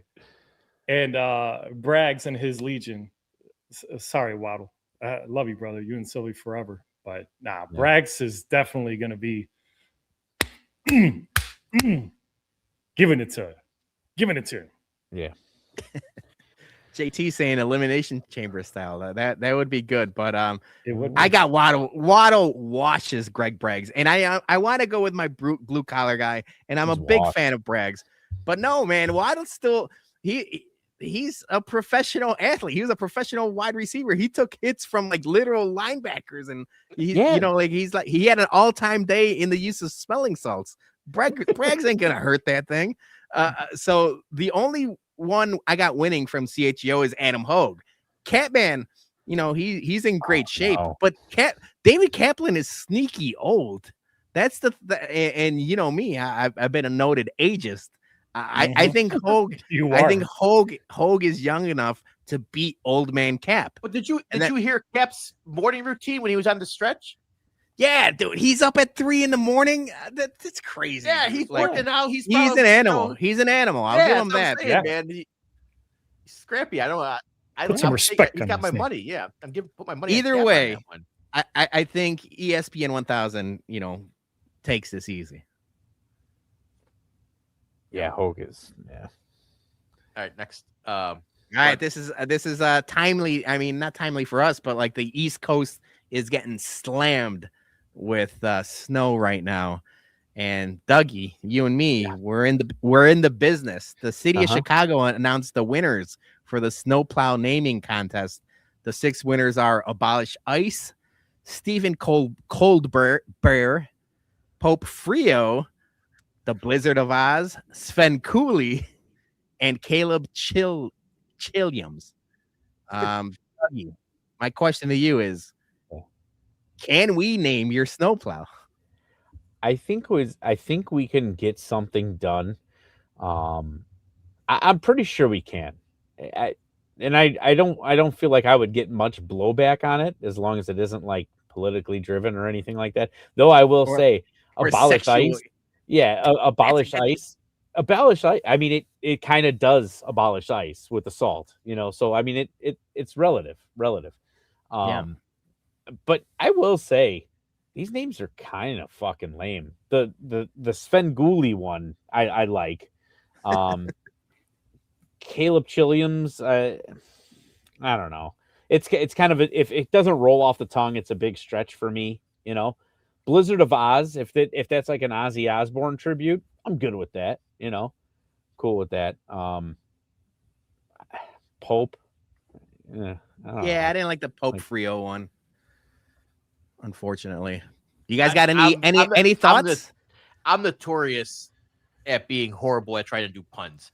I can't even do it for my fantasy football team every year. That's why it's just HBIC every year, because I suck at doing puns. So I'm the snowplow. I am the wrong person to ask when it comes to the puns. No, I'm a fan of this actually. I'm sorry guys, I'm gonna go on the other side of the fence on this one. I like it because it's fun. It's fun because you're getting your city and everybody that voted. Well, I think for it's this, fun. Right? I just suck at puns. I just want to make sure. Well, I mean, we all can't be as great as the folks that selected these 6 names here, but I think that it's something positive. There's enough negativity going on in our city, absolutely, especially coming out of accounts like this. So let's go. I will tell you this. Brandon Johnson can't do a goddamn thing right. How are we going to have a snowplow contest when the fucking season's basically over? They announced it in March. Yeah, for 2027, Dougie. That's what I'm saying, dude. Like, it's brutal timing. You got to do that. This has got to be like a November, like winners announced in January or something. I don't know. So hopefully, if you guys maybe in the comments have any other great keep names, on the comments down in there. Let's go. I want to name Dougie's snowplow. If anything, I'll name mine. But mine's just a pickup truck. Like Dougie, you drive the bigger one. So like it'd be fun to name that thing. So maybe we do a contest or comments or something. We raffle off the HBIC lamp, HLIC, and then we name Dougie's snowplow for money. The funny thing was I just looked at the last comment and I already read it, but it was Treasy saying Waddle's was a professional fucking athlete. I thought that's what he wanted on the plow for a second. Yeah, no, that would be a good plow name. That would be a good plow name. So this was last week. This is one of the ones we had to punt because Dougie was in Istanbul. Although it would have been timely for that too, because you were getting hair plugs. Is this like excessive masturbation may lead to hair loss? Is this why you flew to Turkey, Dougie? It is true. It is accurate. Can't confirm. I mean, we got the horny guy that's the baldest of the crew now. And like the good boys, the altar boys got full head of hair. I think we proved the hypothesis right here. Oh yeah, because you guys weren't cranking them out back in the day. But I had girlfriends. yeah, Yeah. Joey. We've had girlfriends forever. Your girlfriend lived 2,000 miles away, Joe. You were cranking. But hey, here's what I don't understand. Thanks for spying on me, Jay. How does the body distinguish between masturbating and excessive sex? It should just Yeah, there's a difference. There's a difference. No, I'm just saying, like, but how does the body know, like, all right, he's beating off again, let's lose a couple more follicles up there, like it doesn't make sense. It should be excessive nutting. This is something we're gonna have to ask Estanove next time. Yeah, the fine people. Yeah, Estanove. Yeah, I got to do a spritz because my fucking hair is itching like a motherfucker right now. So did they give you the foam? Is it a foam or like the spray? I do have the foam, but this is just a like. Please do this live on air. And then I do a little. Okay, wait, hold on a second. The instructions said you can't get your hair wet. No, you can get your. They don't want any type of like pressure, like rain, shower, like stuff that like hard. Yeah, that makes sense. Yeah, you got to spritz or at least clean. Yeah, that makes sense. Yeah, but yeah, I do the foam. It's like a foam solution twice a day, and then a special shampoo. Yeah, so. Yeah, 108 guys have full head of hair. I'm just saying that's a good point. Yeah, sort of. Maybe it's a toupee. Is Beef rocking a wigs? Toupee? Wigs. Yeah. Interesting. We'll report back later. Next one. This is something that I've been a big Wendy's guy forever, but they've been slipping of late. Wendy's to close hundreds of restaurants in 2026. They're calling this a rebuilding year, White Sox style. We're very familiar with rebuilding years. You guys, are they going to get the number one draft pick for what do you guys? Yeah, food? What do you guys think about Wendy's tanking? So I would say, like, as much I love Wendy's burgers and I love their chicken sandwiches. They just don't add enough diversity, like special stuff like where McDonald's does, or like Taco Bell or whatever. There's always something new at Taco Bell, right? There's always something new at McDonald's limited time. Wendy's, I don't feel like they don't do any like random shit. So it's like, hey, do you want a burger or a chicken sandwich? Go to Wendy's. If I want some like cool, like, experimental shit, I'm going to McDonald's or Taco Bell. I feel like Wendy's does do that, but they miss on everything. Like when they come out with stuff, like it just doesn't fucking work, man. Like I remember being super excited about Wendy's when they all started offering pretzel buns. I'm a huge pretzel bun guy on a burger, dude. I mean, like those hit hard. Yeah, their pretzel buns sucked. They were terrible, dude. I think the last like big hit for Wendy's was when they got the spicy nugs. The spicy nugs came out. Those hit hard, and then they tried doing saucy nugs, which was basically just barbecue sauce and hot sauce like dripped all over them. They do miss a lot. The one thing that will kill this business, and I'm telling you right now, and I believe Peter will agree with me if I remember correctly, if they ever change the chili recipe, if they ever change it or fuck with the chili recipe, they're done. They're done, son. Yeah. And they're not the only ones that are actually going through these tough economic times with hundreds of closures. I mean, I think Red Lobster's going through it also. I had seen recently. Well, that was self-inflicted by the endless shrimp. Yeah, I think they never financially covered from. I think Red shrimp. Lobster is actually coming back around. I was reading something about their CEO kind of turning it around. So they're righting the ship. Sometimes you got to tank. Sometimes you got to tank to get back up there. Wendy's just needs to bring back the salad bar. I think they'd be okay then. Oh my god, the salad bar! Holy, you know what? Both Wendy's and Pizza Hut, the Pizza Hut lunch buffet bar, that was elite back in the day. I would 100% increase my trips to Wendy's by at least sixfold if they brought back the salad bar. I feel like every time I was by that salad bar, somebody was sneezing. 100% of the time. Like there was always somebody unloading one. just right by that salad bar. But Peter, you're onto something, dude. That Pizza Hut, like what they need to do is just bring back locations that are just Pizza Hut, but like just the buffet, The sit down ones just with the the red sit-down red buffet. lamps. Yep. Yeah. You can't order pizza to Red go, cups. nothing like that. It's Yeah. like did you guys ever get to go to CC's Pizza Buffet when they were in town? No. No. So they had a CC's Pizza Buffet, and it was just all just different types of pizza. It's the worst fucking pizza that there is. You know, like it's not great. It's just a bunch of different types of pizza like that you could have. And it was good. But it was terrible at the same time, if that makes sense. Probably. I will say this: Wendy's social media, the Wendy's Twitter account, better keep quiet because she's gonna get roasted by people saying, Yeah. maybe you it's gonna should be focus more on your business instead of roasting people." Damn. It's gonna be tough to be snarky when you're catching a bunch of L's. That's a good point. Yeah. Damn. All right. So scientists have developed smart underwear designed to track how often you fart. You know, we're in the age of technology. Everyone's keeping track of their health and stuff. We're getting older. Any interest in figuring out how often you fart? I don't think there's a timer that has the amount of counters on there that can capture the amount of my farts. You're like It's just gonna be stuck on 999. Yeah, I was gonna say Jason's odometer just turned over. It's been on 999 for like 3 weeks. Yeah, I know. I just got these 3 weeks ago. like a Toyota Corolla from the early 90s. You just want to get it to as many miles as possible. I like check engine light comes on. You're not going to pass the emissions test because you got too many particles per minute. I got to Y2K these fucking shorts. If you turn them inside out, does it like retract farts?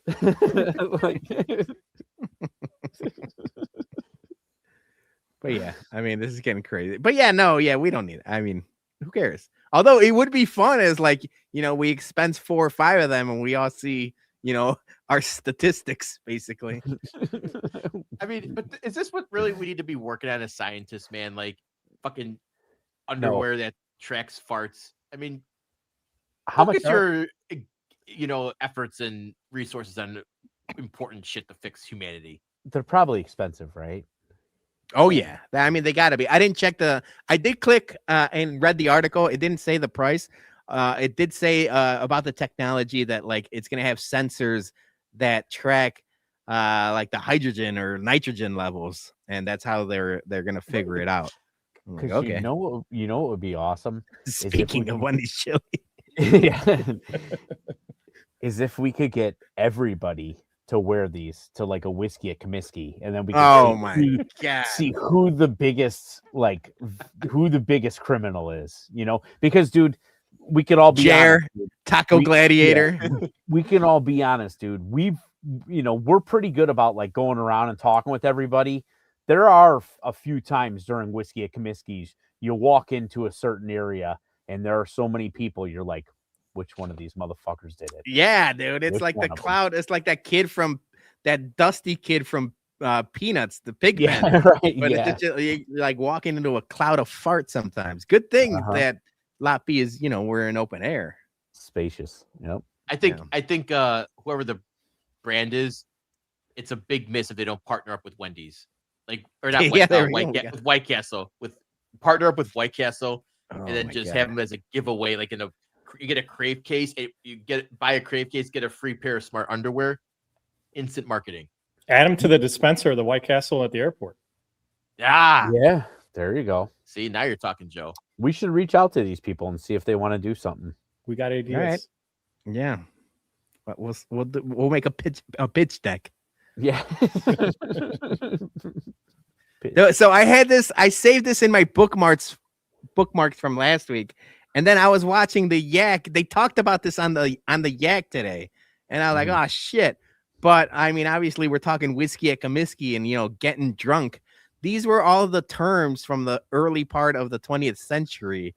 And it starts from 1900 all the way to like the 1950s. If you guys can read it, it should be big enough to read.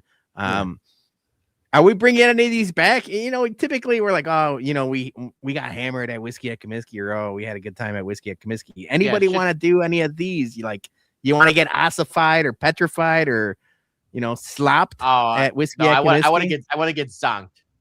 I think zonked is a good 50s, one. Yeah, zonk needs to come back 100%. Yeah, I mean, 1912 plastered. I mean, that stuck around. I mean, that's that one stayed. Yeah, even 1900 lit. Who knew lit was that early? I do like getting jugged, tanked. Yeah, I like saturated. I want to get saturated. I think fun. The 1914. I'm gonna get organized. Yeah, 1914 is the winner.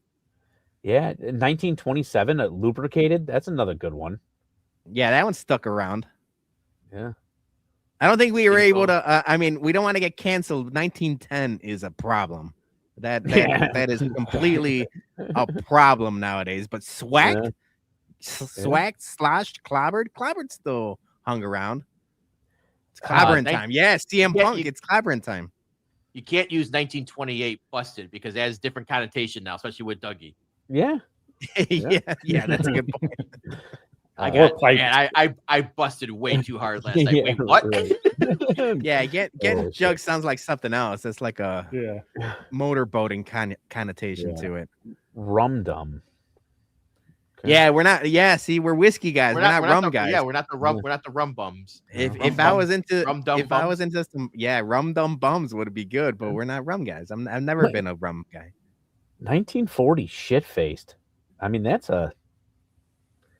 you wouldn't think that'd be proper back then, Yeah, like 1940s, 1950s. That was like a real wholesome fucking, I don't know. Yeah, all the Holocausting was very wholesome back in the 40s. Well, that was something else.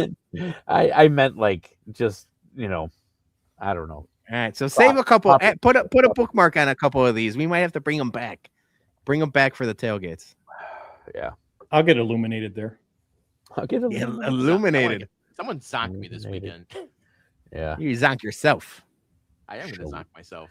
Shellacked. All right. This is the last one. This was something I saw. We're all into the memorabilia, right? Joey, you've got jerseys on the wall. You guys just did the autograph thing. This has been going on for English soccer or European soccer for a long time, where game-worn jerseys and game-worn uniforms have been serious collectible items. This year is the first season that the Italian women's soccer league started getting in on the action. The problem is that the women's shorts are going for more money than the jerseys, the game-worn jerseys. Shocking. A point to where during one of the auctions, I think one woman's player's game-worn shorts went for more money than a Messi jersey. What? So, this is not surprising considering all the sickos in the world. Yeah. And, but underneath frequently asked questions, are they washed? This is exactly arrest this everyone that buys, put them on a list. That's how you just got to put them on a list. This is one of those things where we say you need to have young people in the room when people come up with these ideas, and all you got to say is Rule 34, people. It exists. There's porn for it, and this is for a bunch of the creepos and the sickos and the perverts. They should have just sold it as a set. That's what you got to do. You got to start selling them as a set, and it won't stand out like a sore thumb. But immediately when the prices went sky high, they're like, "Oh my god, you guys get more of those shorts?" Nah, we sold all those 5 minutes ago. Yeah. So this was I saw this. I was like, I should bring it up with the group, but not a surprise. There's a lot of sickos around. Jesus, man. That's fucking unbelievable. And somehow HBIX, I guess this is the X-rated. I'm the X-rated version. Could afford a new lamp too. I am not. I might be HBIX, but I am not buying used women's shorts for soccer, man. That's the line you draw. Yeah, That's right. Everyone's Also- got a code. I'm proud of you, Jay. Also, 100% guarantee all those shorts that are being bought up, they're getting nutted on. Those are 100%. Oh yeah, guaranteed. yeah. You're not buying them to display those. I mean, No. they are not. They're not buying them to display them. This is true. This is. CD44 says, "What's worse, my sock summer buying sweaty Corey Lee helmets or bidding top dollar for the shorts?" I think top dollar for the shorts is worse. I can't wait for the next this or Much- that. Much. Although, yeah, you know what? I might send a link to MSS. He might have found another lucrative thing to sell on eBay, because they did the this or that last week, and I was in the comments while I was putting Landon to sleep, so I wasn't able to comment, but I was listening. MSS might be making more money than I am cutting grass by like selling his stuff. I couldn't believe some of the prices that stuff went for. So kudos to him. Credit to him. It's a hustle, baby. Yep. gonna wait to see those retire. shorts on. Retire Can't wait to see soon. those shorts on his eBay store. And Yeah, then, they'll be there. And then some guy complaining about that they didn't smell good enough when they No, received that- them, and they want Yeah, a that's- refund. They smell They like ex- Downy. That's a problem. They exploded on his porch. All right, that's it, guys. It's time to close the show and bum some people. I think he's a bum. I think he's an absolute bum. You call me a bum? My man, I take that with pride, with honor, that I'm a bum. I'm the king of the bums, baby. Because you're training like a damn bum, you know that? Bum. A bum. Time for listener bums and MVBs. First up is our boy Dan Reyes, MVB. Us. Thank you. Yeah. Bum of the month. Bum of the month. Not Bum of even the month. not even a week. I like Max Killerman. I missed him in boxing, but didn't expect him to be a eggplant sucker for Dana White boxing. I'm not a boxing guy, so I Yeah, don't, Dana, maybe Dana, Joey. Yeah, Joey, do you know the story? Dana White and TKO or Zuffa or whatever started their own boxing promotion, and Max Kellerman is like the main guy in charge. A lot of people have been critical about Dana White and Zuffa, but that don't matter. Yeah, No. And They're gonna also make Chris their Jones money. is up for Mexico. Boxing is over. Prayers up for sure. Next up, we got My Sox Summer. Bum of the week. Bleacher Jeff are calling out Shy Sox fan Mike for making $5. I loved how he just got fucking ratioed to holy hell about, and a lot of the tweets were about, hey, maybe, look in the mirror, definition of irony. Nothing brings Sox and Cubs fans together like dunking on Bleacher Jeff. I mean, that guy just, listen, he still gets it in his, doesn't get in his thick skull that like, well, people donated, to me, like they didn't have to, they just did it. The point is, motherfucker, is that like GoFundMe's are for people who are like struggling and need help, and they lost their shit in a fire, they have a fucking thousands and thousands of dollars in medical bills, or kids lost their parents, need help. It's not for you to go fucking film some videos eating McDonald's or Taco Bell in fucking Japan. That's Then not we go what to GoFundMe was. TGIF Fridays.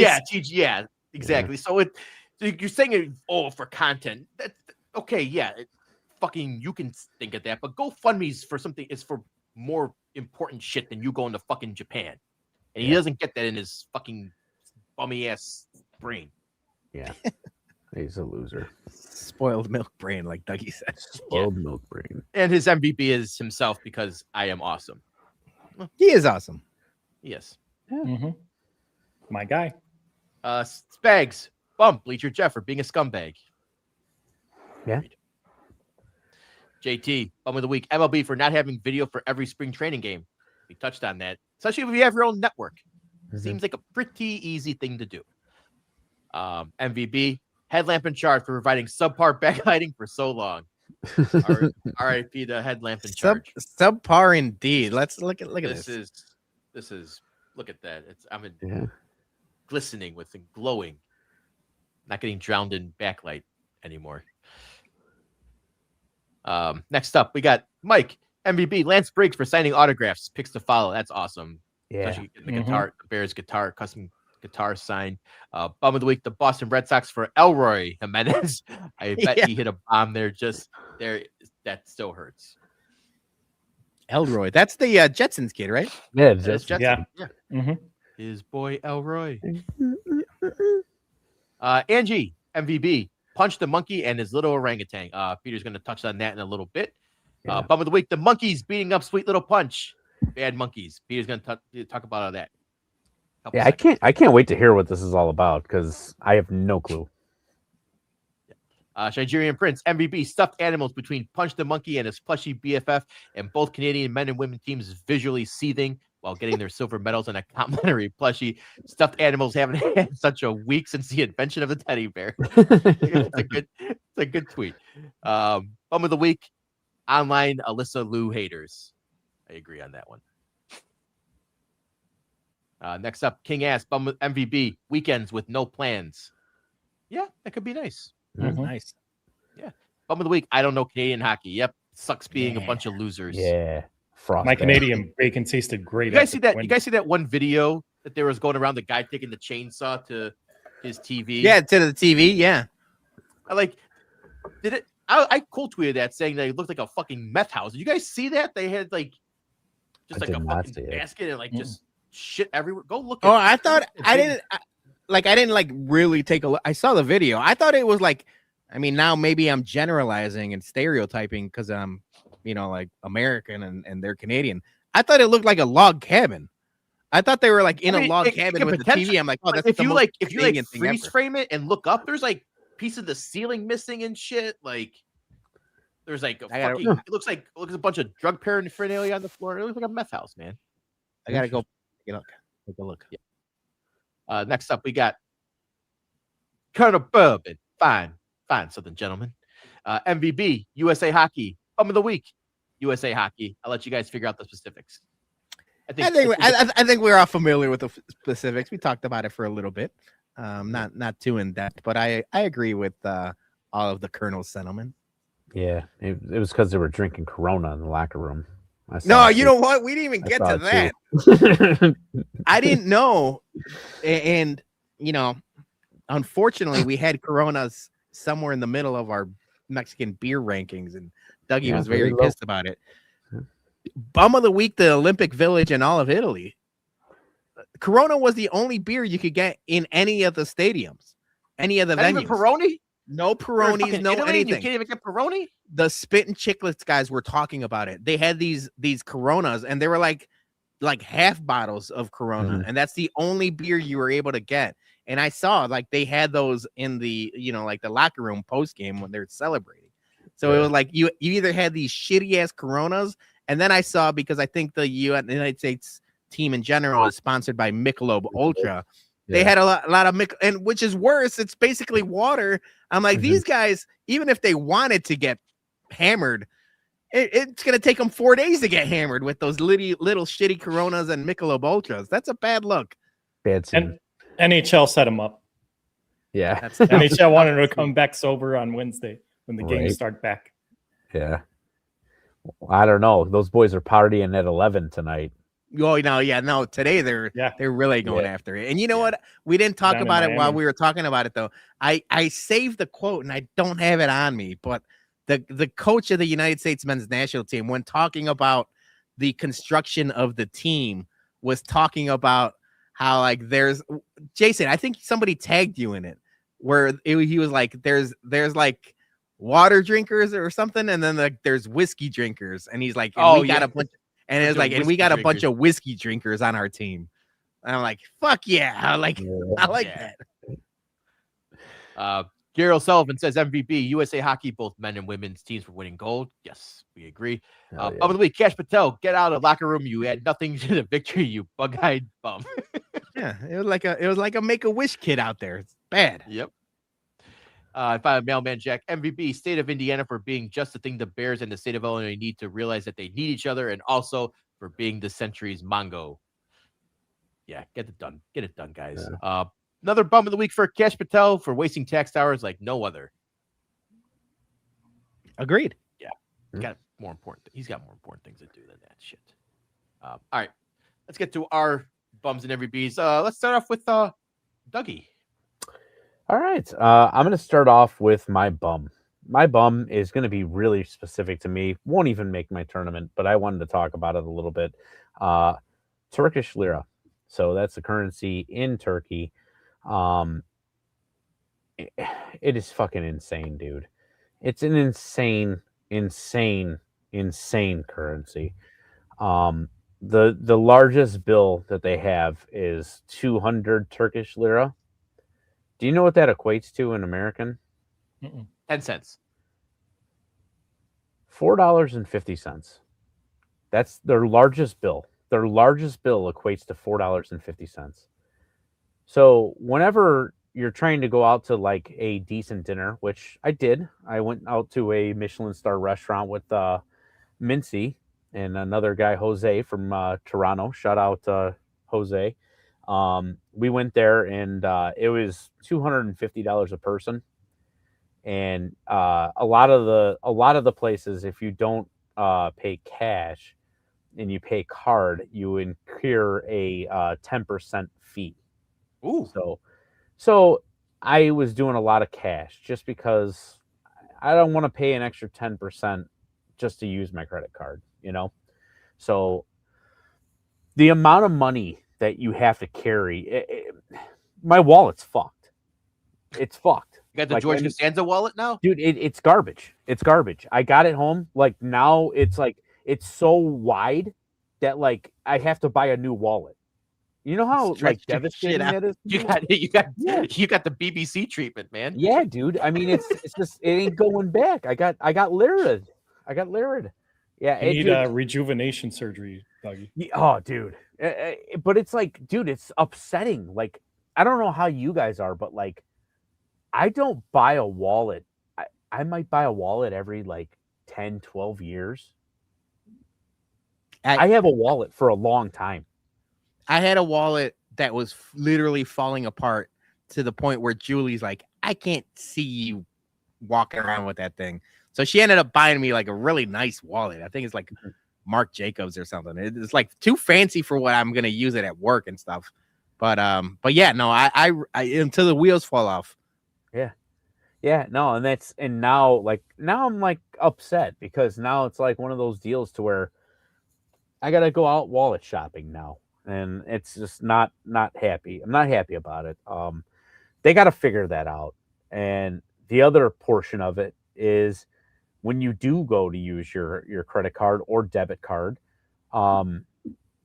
they have a limit like an ATM does. You know how like most ATMs you can only grab like $500 out a day. They have a limit on how much you can spend, and that limit is $350. Okay. The first night when we went out to dinner, we rang up like a $7,000 bill. Okay. Drinking, eating, everything like that. They ended up, I can't remember the exact amount of transactions because in Europe or whatever, all the tipping is included, you know, like it's all like based in there and everything. So like you could tip extra, but you can't tip on the card. There's no lines. There's no nothing. So like, if you don't have cash, you can't tip. Anyway, I want to say the last time I checked, because we were trying to wrangle everybody up, I believe 4 of the Barstool guys had their credit cards shut down because they were running transaction after transaction after transaction to try and pay. Yeah. Yep, to try and pay. They just got to figure it out. They got to figure it out, man. I mean, like, that was like, I want to say like the worst part of the trip was like literally like leaving a bar with a big tab and not having cash, and then having to figure out like, how are we dividing this up so we don't get our card shut off? You know, like. Yeah. So is it a bank thing on your end, like on the United States end, or is it just specifically them, like their credit card processing? It's their credit card processing like machines. I guess they all have like the same machines and everything like that. And it's on their end, and it all has to do with their inflation. So their their inflation has gone up, you know, so much. But it's just a wild thing. And it's like you're never going to strive Like, and it's never going to get better if you can't take money that people are trying to give you. You know what I mean? Like, it's wild.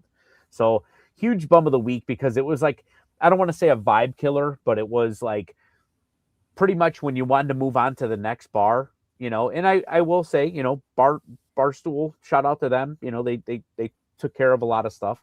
But whenever they didn't, and it was just trying to figure out all the transactions, it took like a half an hour to leave a place. You know, it was kind of a brutal drag down. You know, we kind of had a running joke there towards the end. It was like, we have our last beer and then we order another one while we're trying to settle the bill. You know, like, it's like have another beer waiting there. So anyway, that's my bum of the week. They got to figure it out. My MVB goes out to everybody that helped me, you know, chatter it up to let me go on this trip. Everybody that supported me in the process of it all. This was a big mental struggle for me. Not so much the hair, not so much the doing, but like learning how to do something selfish for myself. So that was it was difficult for me, and I appreciate those people that I talked to. I appreciate Peter giving me a ride to the airport. Ooh. That was huge. That was clutch. I appreciate Peter, and I also appreciate Jason for also trying to, you know, both were at hand for me to get a Turkish bet in so I could bet on the basketball game while I was there. So Yeah, that was that was peak degeneracy. yeah. I was driving Landon to school, or picking him up from school, and I saw your first text, and I'm like, oh yeah, I'll do it. And I couldn't, like, Turkish basketball just isn't on FanDuel. And so, like, you send me, and like, I know, like, you and all the Barstool guys are at the game. Yeah. So I'm like, oh yeah, like, I'll get that bet in for you.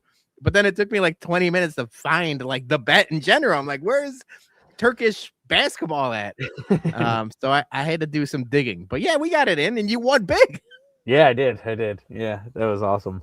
But no, I appreciate both you and Jason. Jason reached out. It was just, I just buckshotted text, you know, because like I was like, oh, I need somebody to get this in for me. We also Wait, so you bet it twice? No. When you replied first, and then Jason replied after, and he was like, yeah, I'll get it in. And I was like, oh, I got, you know, whatever. And he was like, you weren't my first. I was like, no, I just buckshotted, dude. I sent out text messages to like 6 people, dude. I was on the shitter ready to get this bet for Dougie, and he's like, fucking, no, I'm good. Yeah. But no, it was good. But yeah, I like going back to, you know, thank you to White Sox Dave. You know, he was amazing on the trip. The guy, you know, I mean, you know, I can say that, you know, we are friends and everything like that, but like, you know, he really went out of his way to make me, I think, feel bigger than I should be at, you know, the thing, because like every time he introduced me, like he introduced me like as his friend. You know what I'm saying? And it's weird because we are friends, but it's like one of those deals to where like he doesn't have to do that. He can just go, hey, this is Dougie, you know, but he's like, hey, this is my good buddy Dougie, you know, this is this, you know, like, and it was a good icebreaker for me really going in there and knowing him. I mean, I know the personalities, but you've never met them before. Know So the people, you don't know how they're going to, and dude, they were some of the coolest fucking dudes ever. You want to talk about down to earth guys? I mean, fucking me and Mikey Betts, dude, we hit it off like right away, within like an hour of meeting each other. Actually, I'll tell you guys a quick little funny story. I know I'm running long here, but, me and Mikey Betts, I go up to Dave, introduced, he goes, hey, Mikey, you gotta meet my buddy Dougie. And like, hey, I'm like, hey, Mikey, you know, and I'm like, hey, dude, I just want to say from the bottom of my heart, fuck Jerry Reinsdorf. And immediately that was it. Him being the massive Bulls fan that he is, you know, me being the massive White Sox fan that I am, it was just like a marriage. Next thing you know, we just become best friends. Yep. next thing you know, like he was FaceTiming Peter. Oh yeah, that came out of nowhere. He started speaking to me in Spanish and stuff. I'm like, oh hell yeah, Mikey. Yeah, it was just wild, dude. Mikey just grabs my phone and literally just like the last person that I had on the thing was Bologna, and he just goes, boop, hits it, and he goes, let's see if he answers. I'm like, you picked the right motherfucker for FaceTime. Oh yeah, I'm a FaceTime guy. Yeah. Dougie, I'm happy you told that story, because if I did, Mailman Jack would have been complaining about time. Oh yeah. Yeah, wrap it up. But yeah, no, dude, like I said, I can't thank the experience, man. The guys that I did it with, like I made friends that like I'm gonna have friends forever. And you know, no spoilers or anything like that, but we're trying. They do a reunion party that is usually anywhere from 8 to 9 months after the fact, and Dave is pushing really hard for that reunion weekend to be the last Whiskey at Comiskey. Yeah, So, I want all those degenerates in Lot B. I think that'd be fucking fun as hell. Yeah, so we're really pushing for that. So I'm hoping that you guys can meet all of them too, because they were all really fucking great dudes. So, but not to take up any more time, I'm just thankful. I really am, from the bottom of my heart. My wife, thank you for that sacrifice that she made while I was gone, and like I said, just thank you for everybody. I really appreciate it.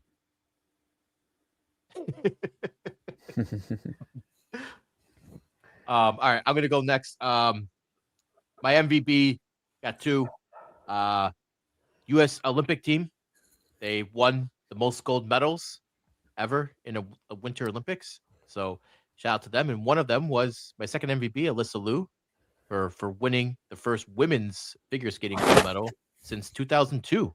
Sarah Hughes. So 22 years. She was not the top front runner going into the final event with her. I think she was like 5th or 6th place, and she came back and won it all. So good for her. And my MVPs, my bum. I have to retract my bum, Peter. I was gonna bum you this week, and it's gonna for you deciding who is and isn't a puck bum. No. All right, you apologized. So I'm gonna retract. It was more the OG puck bums. They were the OG puck bums. But yes, everyone's a puck bum now. We said we might have to make a list, because Colonel Bourbon said like he's a puck bum adjacent. I'm like, no.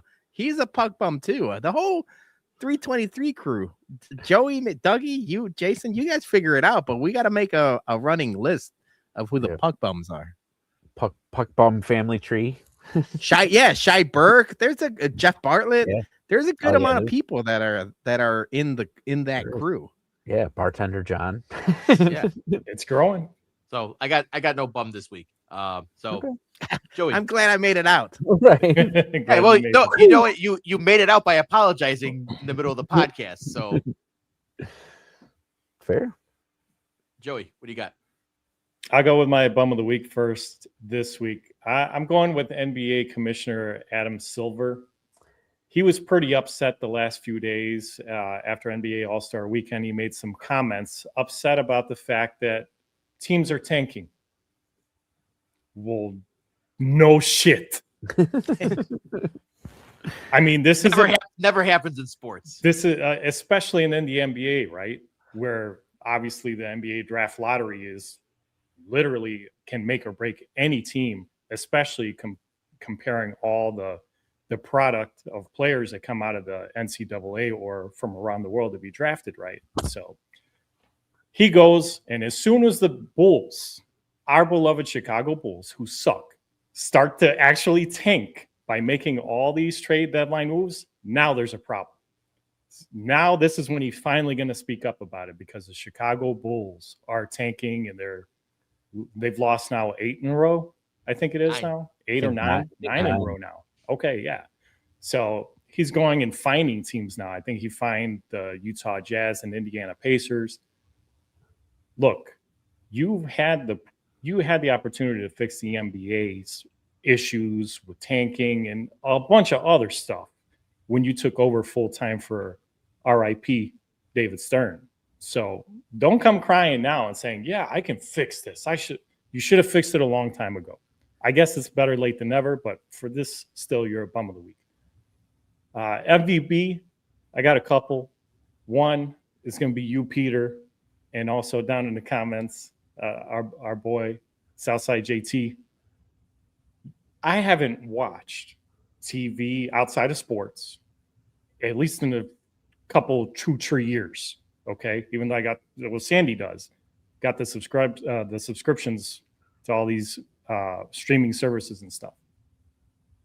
Yesterday afternoon, Peter and Southside JT got me hooked on a night of the Seven Kingdoms. I binge watched it yesterday. Just finished it. And I was so tired of watching TV. My eyes were bleeding red. That's why I don't watch TV like that after being at work. But it was a Sunday, so it was okay. I stayed up to watch the new episode last night, and I was happy with it. I was actually happy. Yeah. Thank you for baptizing me, Sir Joey the Tall. You guys are hilarious for that the other day, and it inspired me. I'm like, you know what? These knuckleheads going to make me actually watch that show and see what it's about. And I love it. Now, question. Uh-huh. I'm glad you liked it. You know what? I got in on it late. My wife kept saying, watch it. And it wasn't until it started garnering hype that I just streamed it all. Have you watched Game of Thrones? The OG Game of Thrones, Sandy and I watched every Sunday night. Like that's where I was like, if you just watch this and haven't watched Game of Thrones, I was like, oh boy, do I got something for you, Joey. But no. I watched the OG Game of Thrones, and we love that. We love the entire series. Yeah. The one in between, though, what is it? The House of Dragons? House of the Dragons. I might have to dip into that because I didn't watch any of that at all. Okay. So like I've only watched part of Game of Thrones. Can I watch the other show and still have it make sense or no? I think you can watch this show, the Night of the Seven Kingdoms, and not have to worry about anything else. Yeah, I know House of Dragons wouldn't make sense. Yeah, but House of Dragons would be tough. But this show, what's great about this show, it's typically about 30-35 minutes each. Yeah. And it's a little bit more lighthearted, but still serious enough that like it's good, funny, but also like, you know, the drama's still good. Yeah. They killed this. They absolutely killed this series. Okay. Yeah, it was good. My second MVP obviously represent what's going down south of the border. I was able to make it back home on time. Normally when Sandy and I go down there, it's usually for a couple of weekends. You know, we try to bookend a trip for both weekends to make sure we can see all of our family down there because you can't see them in just 7 days. But fortunately and unfortunately, this trip we didn't make the second weekend. Otherwise we'd be stuck over there right now. The reason why we went there was for for a wedding for our family that are unfortunately still stuck there in Jalisco right now. They're doing routine checkpoints with us, letting us know that they're okay. They're still being kept safe at their hotel that they're at, and hoping that in the next couple of days they'll be able to safely make it at least back home to Michoacan if they can. But we're finding out from our families down there in Michoacan and in Guanajuato, there's also some road closures and some fires going on there too. So just big out prayers to everybody down in Mexico right now. Just take care of each other, love each other. That's what life should be about. And my heart breaks for them, and I support everybody in the three, in the red, the white, and the green. And I love USA too. So shout out our boys and girls that brought home all those medals, especially our hockey people, and shout out Praz. Yeah, Praz got family down there too. Yeah. And it's been tough. It's been a tough couple of days. I've been getting a bunch of texts. It's crazy, right? So like all of my family on my dad's side of the family is either in Guadalajara, Puerto Vallarta, or Chicago. And we know how it goes, right? When people outside of Chicago hear that you live in Chicago, there's always questions, right? Like, Chicago gets a bad rap, and now I'm at the point where like everywhere my family is, it feels like the same thing. Obviously, this weekend escalated the situation where it's not just like certain bad neighborhoods. Now it's everywhere, which is a problem. But it's just a sad situation because like for all the bad, just like Chicago, there's way much more good. There's way much more good in Guadalajara, in Vallarta, Tequila, but in all of Mexico, right? You hear the bad stories and you hear them more now, with the internet and like you have the news at your fingertips and stuff like that. So hopefully the bad ends so we could highlight the good, like, Mexico in the World Cup and stuff like that. Right. Yeah, absolutely. It just really sucks because it's going to fuck tourism for a while. Yeah. Like there's going to be a lot of people that are just hesitant. They don't want to get caught in that. And it's and rightfully so, right? Yeah, no, absolutely. It's just I don't know. There's bigger pictures, I guess. Yeah. All right, Peter, take us home. All right. One quick, like this came in while we were talking Bears, so I didn't want to like interrupt Jason talking about it. But Landon is currently we're deep in the thick of potty training. Oh God! And it sounded like Landon went pee in the potty, maybe a little on the wall, but that's not something his dad hasn't done. That runs in the family. Chip off the old block. But as long as most of it got into the toilet, we're MVBing Landon because it's been a long road the last couple of weeks, but like he's making a lot of progress and he's trying, man. He's trying his best, but sometimes it just doesn't work out. But as long as this will be the last, the last of the diaper changes, we're home free. So I can't wait to stop buying the goddamn diapers, dude. We're very excited about that. So I was excited to MVB him. But yeah, I'll wrap up the show with basically just the feel-good story of the last couple of years, maybe. Like, I don't know if like something has captivated me specifically on the internet, but it seems like everyone else too. And it's Punch the Monkey. I swear to God, Dougie, and I don't mean any offense to this. I was following your Istanbul trip mostly because like one, like I'm following Barstool, I'm a fan, but also like we want to make sure you're okay. As soon as this monkey took over, I didn't care about Barstool anymore. I care about Punch the Monkey and his toy, his plushie. For those, Dougie, I feel like you didn't know, so I'll quickly tell the story. So this was a baby monkey that was left by his mother, like abandoned at childbirth. That he's in the Ichikawa Zoo in Japan, and the rest of the monkeys, they have like a herd mentality. Everyone like ostracized him. He was like on his own. So the zoo gave him this plushie to like, have somebody to have comforted, and he's gone viral. Everyone's rooting for Punch. And I just want to say, end of the year, bum of the year rankings. I feel like this is going to go gangbusters. My bum of the week are all of the monkeys that pick on Punch because those videos are fucking horrifying. Like I saw one where like they were just like dragging him on the floor and stuff like that. But slowly but surely, he's finally getting like ingratiated with a group. He's made a couple friends. I saw another one of the monkeys hugging Punch. I swear to God, I will go to war. Like, I don't mean to get political, but we've talked about like, the United States oversteps their bounds with different things. I'm okay with going to war for Punch the Monkey. I don't give like Israel, Jerusalem. No, we're going to war for Punch the Monkey. If someone hurts this monkey, I'm going Harambe on all these motherfuckers. Like I don't care about anybody else in this picture except for Punch the Monkey and his plushie. I swear to God, I like my feed right now, and probably a good thing. Like the algorithm is all punch. And I'm like, I'm watching every single one of those videos. So MVB, Punch the Monkey. That's awesome. I thought, Peter, that you were going to say, because I don't know the story either or the origin of what country. I thought he was Canadian and he won a silver medal.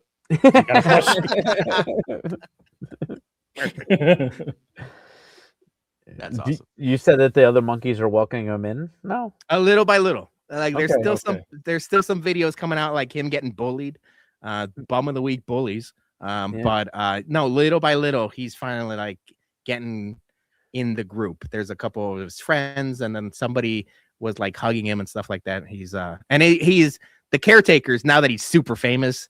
Yeah. The caretakers are making sure nobody fucks with them, so that's good. Mm. If they need me, I can make them all get along. See, Oh yeah, Joey, Fly Poo me would out be to good. Japan. They're probably just Whoa, buddy. We're not doing a GoFundMe for you to go to Japan, Joey. Fuck off. You Come know on. what? That's Yeah, what we right. do here on the internet. You dumbass bleacher Jeff, if he like Joey, we could definitely Punch the Monkey was send Joey to there and back to Japan every week for the next year. People love this monkey. Dude, well, all right. What if we set up a GoFundMe that you're going to go there to defend his honor? Yeah. That Sir Joey the Tall, and now this is your egg. This is my egg. Yes. This See? is your egg. We're This cooking. Now we're talking. I'm telling you, man. Now we're talking. That's it. That's all I got. All right. That's our show today. We want to thank everyone for who liked, commented, who super chatted us. We appreciate you all. Peter, what's up on the Bologna show this Wednesday? I mean, we just literally talked about it. Yeah. I'm going deep into the first season of Night of the Seven Kingdoms. I'm going to talk about all the good, a little bit of the bad. There's not really any bad, but like all of these characters you see on screen have I really, really like this show. It's probably my favorite season of television in the last couple years. So I'm deep diving A Night of the Seven Kingdoms. And then in 2 weeks, so we had a scheduling change. If you guys noticed, Bobby DeMars had to reschedule. So he's going, it says May 4th. It should be March 4th. So I've got 2 Bologna shows back to back. Nerdy this week and then Whiskey next week. Sounds good. All right. We're going to be back next week with some Whiskey at Comiskey news as well as some Bears NFL free agency talk. So until then, everyone have a great week. We'll see you next time.